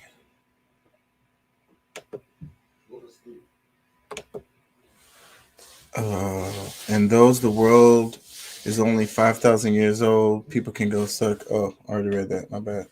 So is there going to be a shortage of surplus of Slavic mail order brides? You have a very morbid sense of humor. But it's funny to me. I would think you could get one for cheaper right now. Probably come for free right now. They just need a house. So like, well, you do something for me, I do something for you. Don't worry about a passport.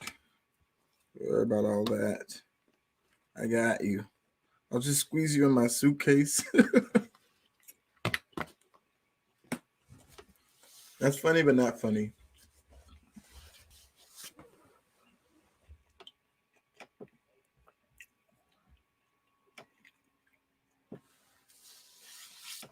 What is this?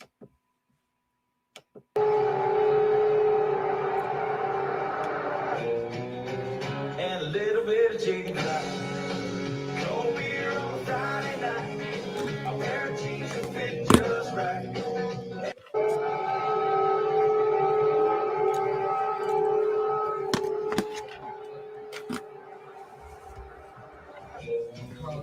And a little bit of chicken fried.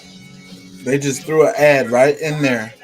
It says, "This is brutal timing. We're living in an episode of South Park."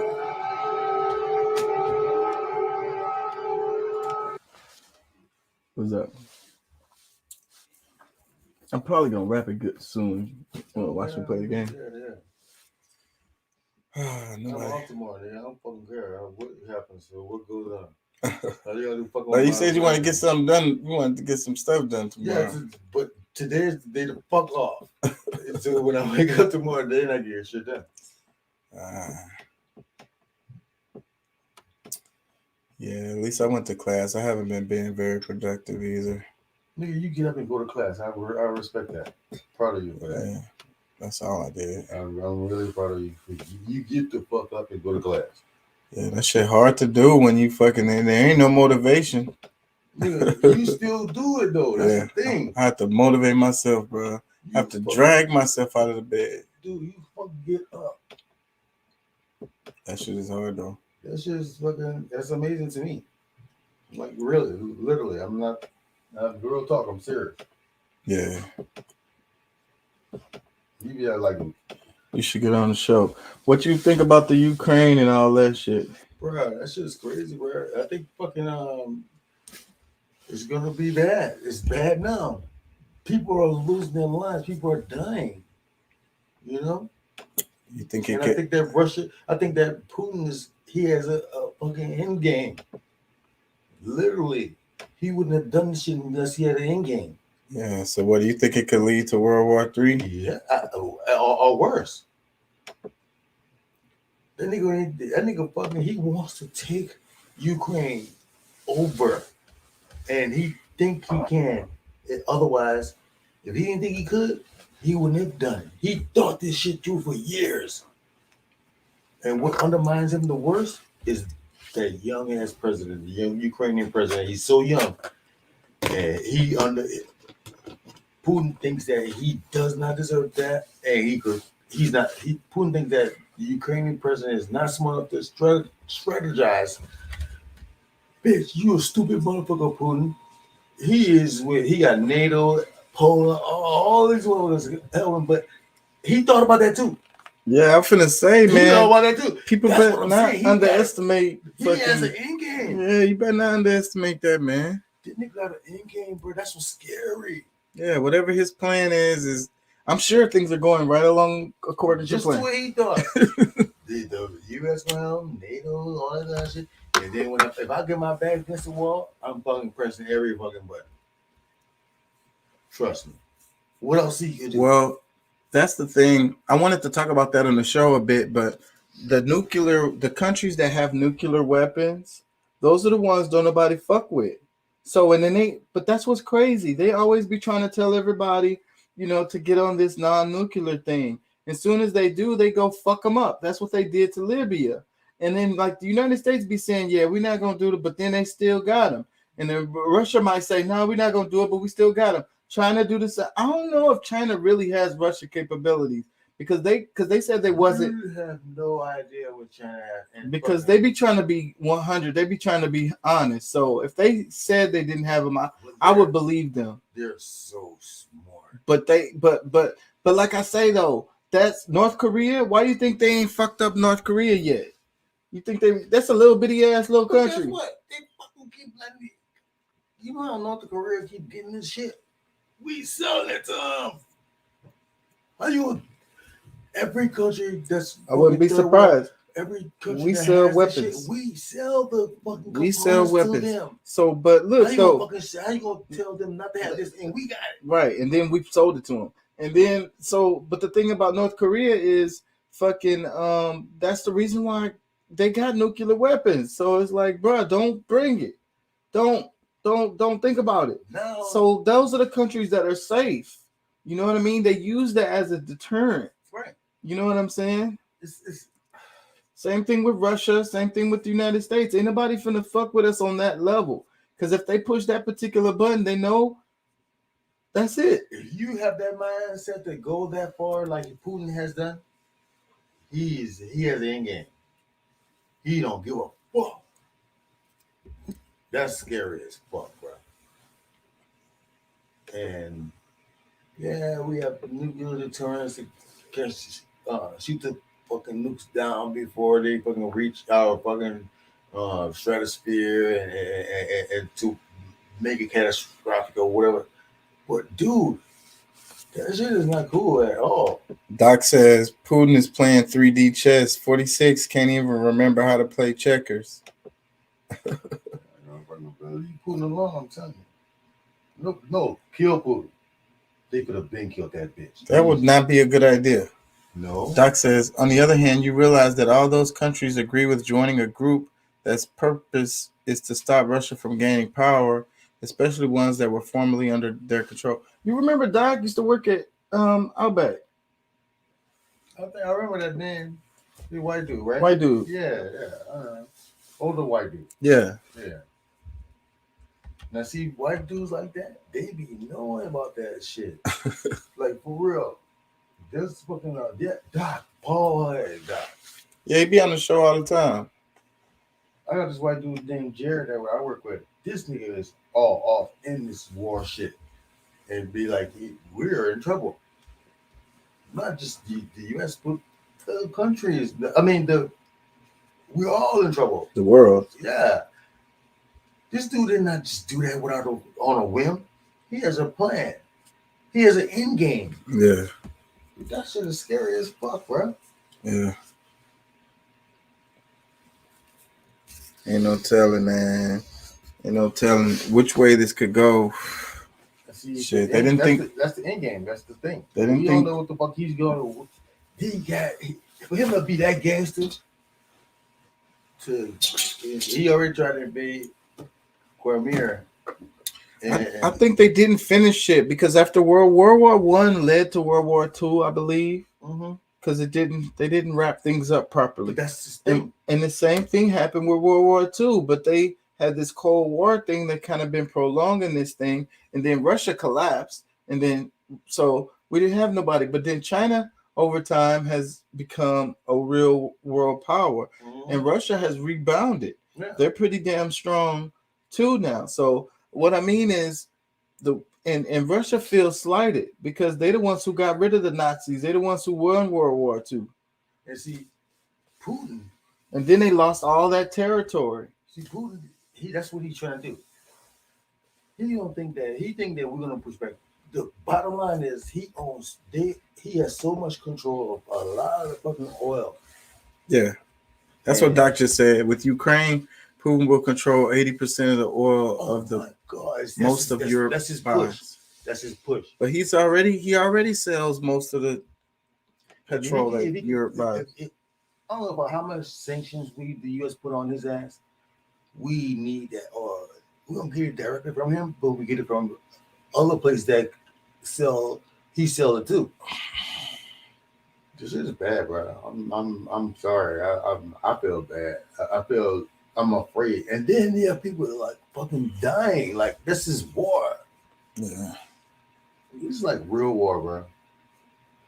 Ain't like war. Yeah, and people screaming for it like they want it to happen. Like let's go to war or whatever. Nigga, y'all ain't none of y'all ready, bro. And that's the motherfuckers that the Republican motherfuckers that they know they ain't gonna die. They want because war is money. Yeah. Yeah, for them. But if they're talking about going to war for real, or if the shit ended up on American soil, they don't want none of that. That'll never happen because we fucking strong as fuck. You know what somebody asked me? It actually was Maya. She said, "Don't we owe fucking China and everybody all this money and we in debt with them?" Yep. But guess what? Military. We owe them money, but we have the most powerful military. Blow your ass up. Be like, It's not like pay y'all debt. Yeah, it's not. What? Like, it's not like What not debt? It's not like a drug dealer. You a crackhead, you a drug dealer like men on the crackhead, the drug dealer like nigga, I want my money now. Fucking come every bitch house. No, nigga.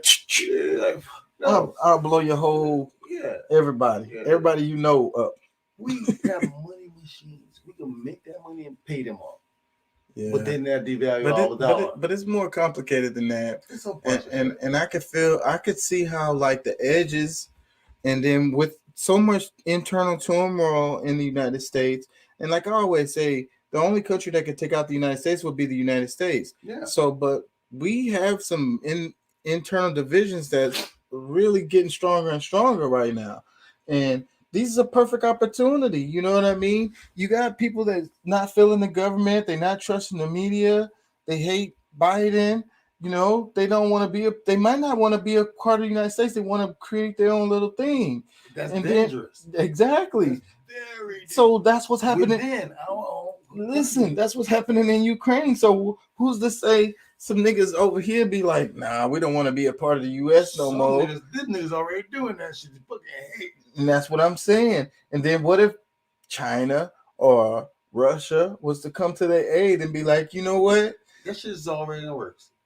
Y'all, these niggas don't want to be a part of the United States no more. So y'all need to respect that. And Russia and China, we got our military to back them niggas up. So y'all keep fucking with them niggas. We're gonna blow y'all shit up. And that's why we have fucking what do you call that shit? Fucking motherfuckers that fucking intelligence agencies to monitor people that's like that. Yeah. You know what I'm saying? What is it called? Doc says they didn't lose the territory. USSR dissolved into its different states by choice. Russia has systematically retaken as much as it could since then, but it's about Putin's legacy. The crazy fucker wants to be remembered like the modern legend, like Stalin was. And he will be, regardless. This here? Already. This move here? Solidified. He's been solidified. He's been solidified before right now. He was solidified by fucking Trump. But Trump what does he say? Praising him in front of the U.S. They didn't dissolve into different states by choice necessarily, Doc. Let's be honest, because the Russia collapsed. You know what I'm saying? It broke apart necessarily. You know what I mean? It didn't have enough strength to be able to hold all those territories together. And maybe it was too big, and maybe it was time for that. But that's neither here nor there. But I don't think that it was necessarily by choice. No, it wasn't by choice because the problem is with Russia is that they are not fucking the summit, the G summit, shit like that, and everybody gets together and all that. They don't want that. They want to be a part of it just to get in and try to manipulate. They're manipulators. Russia is a fucking They want control of everything, and that's how Russia is. Always has been. You can't work with them with nothing. They want control of whatever they can control. And That sounds like the United States. That's the United States. We can have these. We can have this, but you can't. Fuck out of here. So that's my thing with it. The United States are so hypocritical to call out Russia on any of this shit, because this is the same shit we do and are doing all around the fucking world right now. And then we got nerves to fucking try to modernize third world countries and shit like that. Like, what the fuck? How are you gonna modernize? You can't just go somewhere and just like, colonize or cultivate a fucking a third world tribe or a fucking state or a continent and give them, you sell them weapons. Yeah. And that's how they create, like Africa, or plus Africa, that's how they create genocide on their own people. Do you think they're getting the buy? They don't have the weapons. We selling it to them. Yep. Yep. I was gonna talk about that. I'm gonna save that for tomorrow's show. I'm gonna talk about the Rwanda genocide. Bro, we fucking sell them niggas that fucking the motherfuckers that's because these are generals. Yeah. Well, these are little guerrilla motherfuckers that's just like wild ass outlaw ass motherfuckers. Yeah. And then they recruit little children and shit. Yeah. And so and then they just terrorize places and they become like warlords and shit. And that's how because Haiti is ran by warlords right now. And then they might be getting their weapons from the United States. They are. And what do you think there's a general, honestly. The Colombia is the same way. They pretty much ran by warlords, and they might be getting their guns from the United States. So they like to arm the people who are the problems. You know what I'm saying? We are the problem. We give them the money. I mean, we give them the guns, and then they go over there and stir up shit. And then we want to try to, who's getting bad? Now we gotta help them. Bitch, you just sold them all the fucking weapons. They wouldn't be able to do that shit. They don't have the technology that the United States had. Yeah, but somebody was telling me too, because I was saying that too, because about how like American arms are really like sought after in the world, but Soviet weapons are too. Yeah, you have fucking Russian AKs and Russian fucking because even some of their old shit, it just works. That shit works underwater. That's why they fuck with it. Yeah, we buy that from them. And guess what? We have that on our fucking streets. Look out of here. How do the military allow that to get on the fucking street? Because there's, it's I think, money. I want to say there's countries, old ass there's some little, like I want to say like Yemen. I want to say they're fighting with old ass Soviet weapons and shit, and be giving. I think Palestine giving Israel hell with some fucking 50, 60, 70, 80-year-old Soviet weapons. And then how do they get the artillery for it? How do they get the munitions for it? They have stockpiles of it. Where do you get it from? You sell it to them. I don't know. That's Hamas and them. I'm talking about the Palestine ones. We definitely sell money to Israel. They're our main people that we sell shit to. They buy shit from us all the time, and then we give them money. And we got a weird ass relationship with Israel, but it's mostly having to do with money. And we sell them a shit ton of weapons. They have very high tech, state of the art, latest equipment, latest spy equipment, latest protection equipment. That Iron Dome system that they have, I don't think nobody has that in the world. I think that's one of the most sophisticated missile protection systems that exist. Where do you get it from? Probably us. I know that I remember when that shit happened in Israel, when they, not that long ago, it was in the news. It was the big bombing shit that was happening. They were showing all the bombs blowing up in the sky and shit. And see, Hamas and them, they made them niggas, they ran out of fucking missiles. So and then they had to get with the US. They was like, can y'all give us some more? Fucking I remember that. Yeah, they ran out of. Yeah, we had to fucking supply them. Because they was out and they was worried. And I don't think the Palestinians knew, because they probably could have attacked them niggas and they would have been fucked. Yeah, they could have punished them right then and there. But see, that's the goes what I was saying. Exactly what we're saying. The U.S., we're so fucking guilty, bro. with all this shit. We want to get involved with everybody's shit and try to control their shit. Yeah. I'm probably gonna wrap it, y'all. We at 3.5 hours. I got class in the morning. I'm gonna play the game and wind down before I lay down. Appreciate y'all being here. I'm gonna play a song or two on the way out for the algorithm and for the thumbnail. I really want to talk about the Rwanda thing. I missed that and a couple of other topics. Let me see, because I wanted to talk about tomorrow. I'm probably going to talk about the politics, the state politics from Texas, and I'm going to talk about what happened in Libya, Cuba, Venezuela, Haiti, Palestine, Yemen, Somalia, Syria. I really want to talk about Myanmar, so I'm probably going to start off about that. And I didn't get to cover about how the refugees were being treated differently. We touched on it, but I want to touch on that a bit more and talk about some histories and some stuff that happened so that we can make compare and contrast to what's happening here in Ukraine. So how they treat white refugees, indigenous refugees, Muslims, black refugees, you know, that's what it is. So it's the media trap that they got us on in. They're lying to us.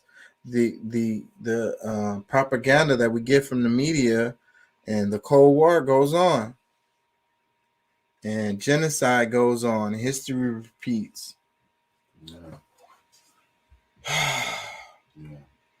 Peace and love, y'all.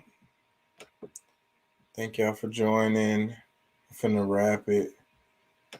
Give me some comments under the videos, Doc, about the topics you want us to cover and shit like that. Or send me messages on fucking Facebook Messenger. I like how you've been sending me picture. Wait, I think you sent me a picture of the cat, huh? Let me show that before I wrap this. I think I saw that message. It told me you sent me a picture of a cat. Let me see. I love cats. The whole internet was like born off of cat videos. That's how YouTube blew up. Mm-hmm. Just simple stuff like that. Cat videos. People love cats. Okay, and then he's got the Ukrainian map too. I mean, is that the more updated map? We definitely got to look at that too. Oh, he's so cute. The last cat I had, he was like all black and he had like a white spot on his chest, and that was like the only. I think he had a little bit of white on his paws, but it kind of looked like this cat, but yours have a lot more white on them. I really like cats.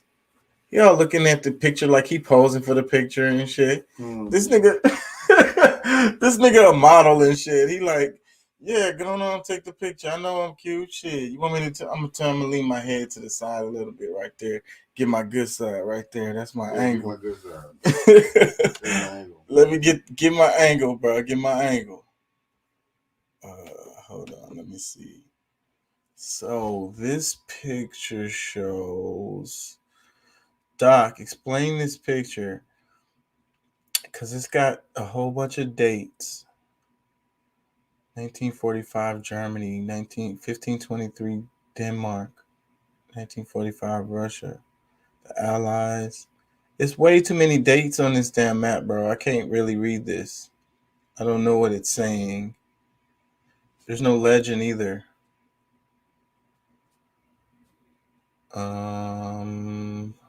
1840 Golden Horde. What the hell is that?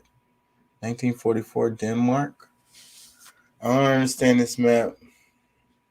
I need a legend or something. Can I make it bigger? Can't make it bigger.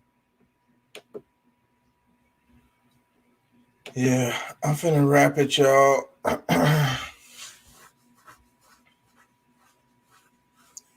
Oh, by the year they were conquered. Labeled by the year they were conquered.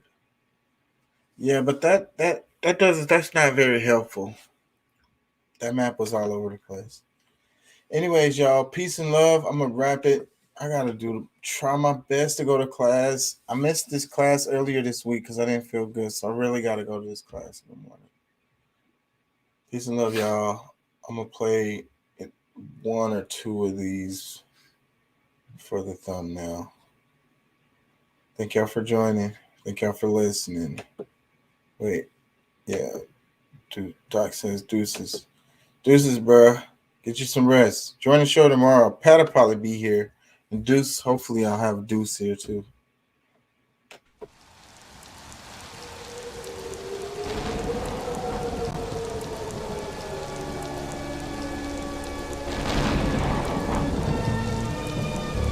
Good evening, my little one. I shall make you psychotic. Mommy, what does psychotic mean?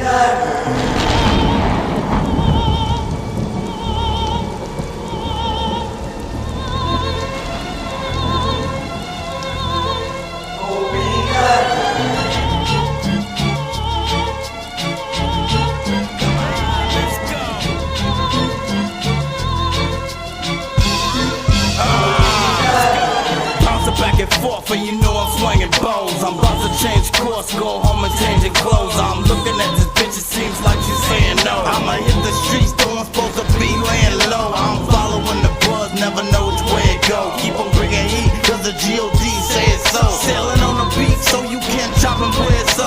She got me for a piece, now I'm about to pay the hoe. Stop smoking, switch the sweets, where I gotta take a toke. Now I got a little guac, now I gotta make it grow. Keep on thinking we some hee-haw, mom, pop folks. We gon' hit you in your teeth, we keep a buzz all closed. I've been on it 5 days, so I'm sitting sideways. Now get out of my way, or I'ma hit you all day. Take a lick on my dick if you don't like what I say. I'm the shit with the shit, so we gon' do this my way. And we just getting started, so go on, say your grace. I'ma eat you rappers, though I won't enjoy the taste. I'm closing your estates while you falling on the stakes. I'm rolling on the bass while you rolling on the face. Sitting on the place, not knowing I'ma take your fast, slowing and it's fake. So I'm gonna wait, time will come, dog will be done.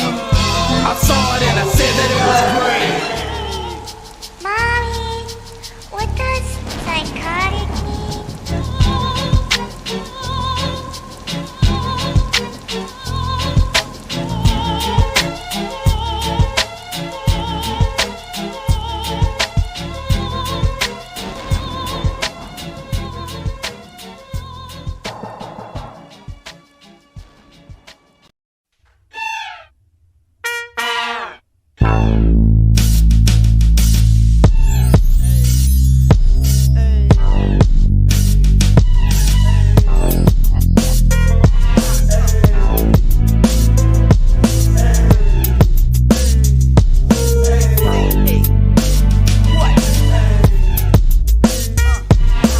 Hitting niggas in their fucking head with a crack. Bustin' back with the gat that spits venom.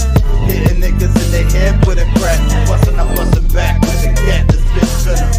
Hitting niggas in their head with a crack. Bustin' back with the gat that spits venom. Hitting niggas in their head with a crack. Bustin' back with the gat that spits venom. Simply deliberating stanzas, creating dancers, evaluate the masters, having meetings, debating the answers to the questions that be making the handler anxious. I can't be telling nothing I ain't experienced, kinda like selling a little fake deliverance, full of malevolence, hitting up your residence, taking care of his biz without leaving evidence. Claiming heaven sent, what the fuck is this? When I take a trip to the abyss and meet the beast, I'm coming back with it. That's gold words coming from a spectacular man that froze when he found out he had a black hole where his soul's supposed to be. That's no way to see eternity. Maybe you believe, but some achieve the pearly gates and still proceed to think it will be. Busting out the dust, these rough niggas is coming up in the rush to touch the black hole. What? Busting out the dust, these rough niggas is coming up in the rush to touch the black hole. What? Busting out the dust, these rough niggas is coming up in the rush to touch the black hole. What? Busting out the dust, these rough niggas is coming up in the rush to touch the black hole. What? Hit niggas in they fucking head with a crack. You bustin', I'm bustin' back with a gat that spits venom. You sending black and when the bottom of the ninth inning smack, he bleeds. Cause he ain't suffered enough, hustled enough, scuffle and cuff his hand to a cop. Nothing discussed, cutting his nuts to his cock. Something to shot, a spark out your heart when you stop jogging in the park. And you meet a nigga dog that bites bark, blood spilling on the sidewalk. Staying in the light is smart despite staying on course, of course, cause the smell of death escapes and not a corpse is rough. Top half man and I be damned if that bottom half horse. Hush, touch the black hole, wishing to be dust, gagging and fuss, cause the demon face leaking buzz.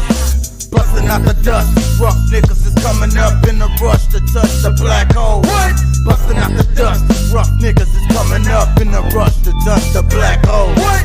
Busting out the dust, these rough niggas is coming up in a rush to touch the black hole. What? Busting out the dust, these rough niggas is coming up in a rush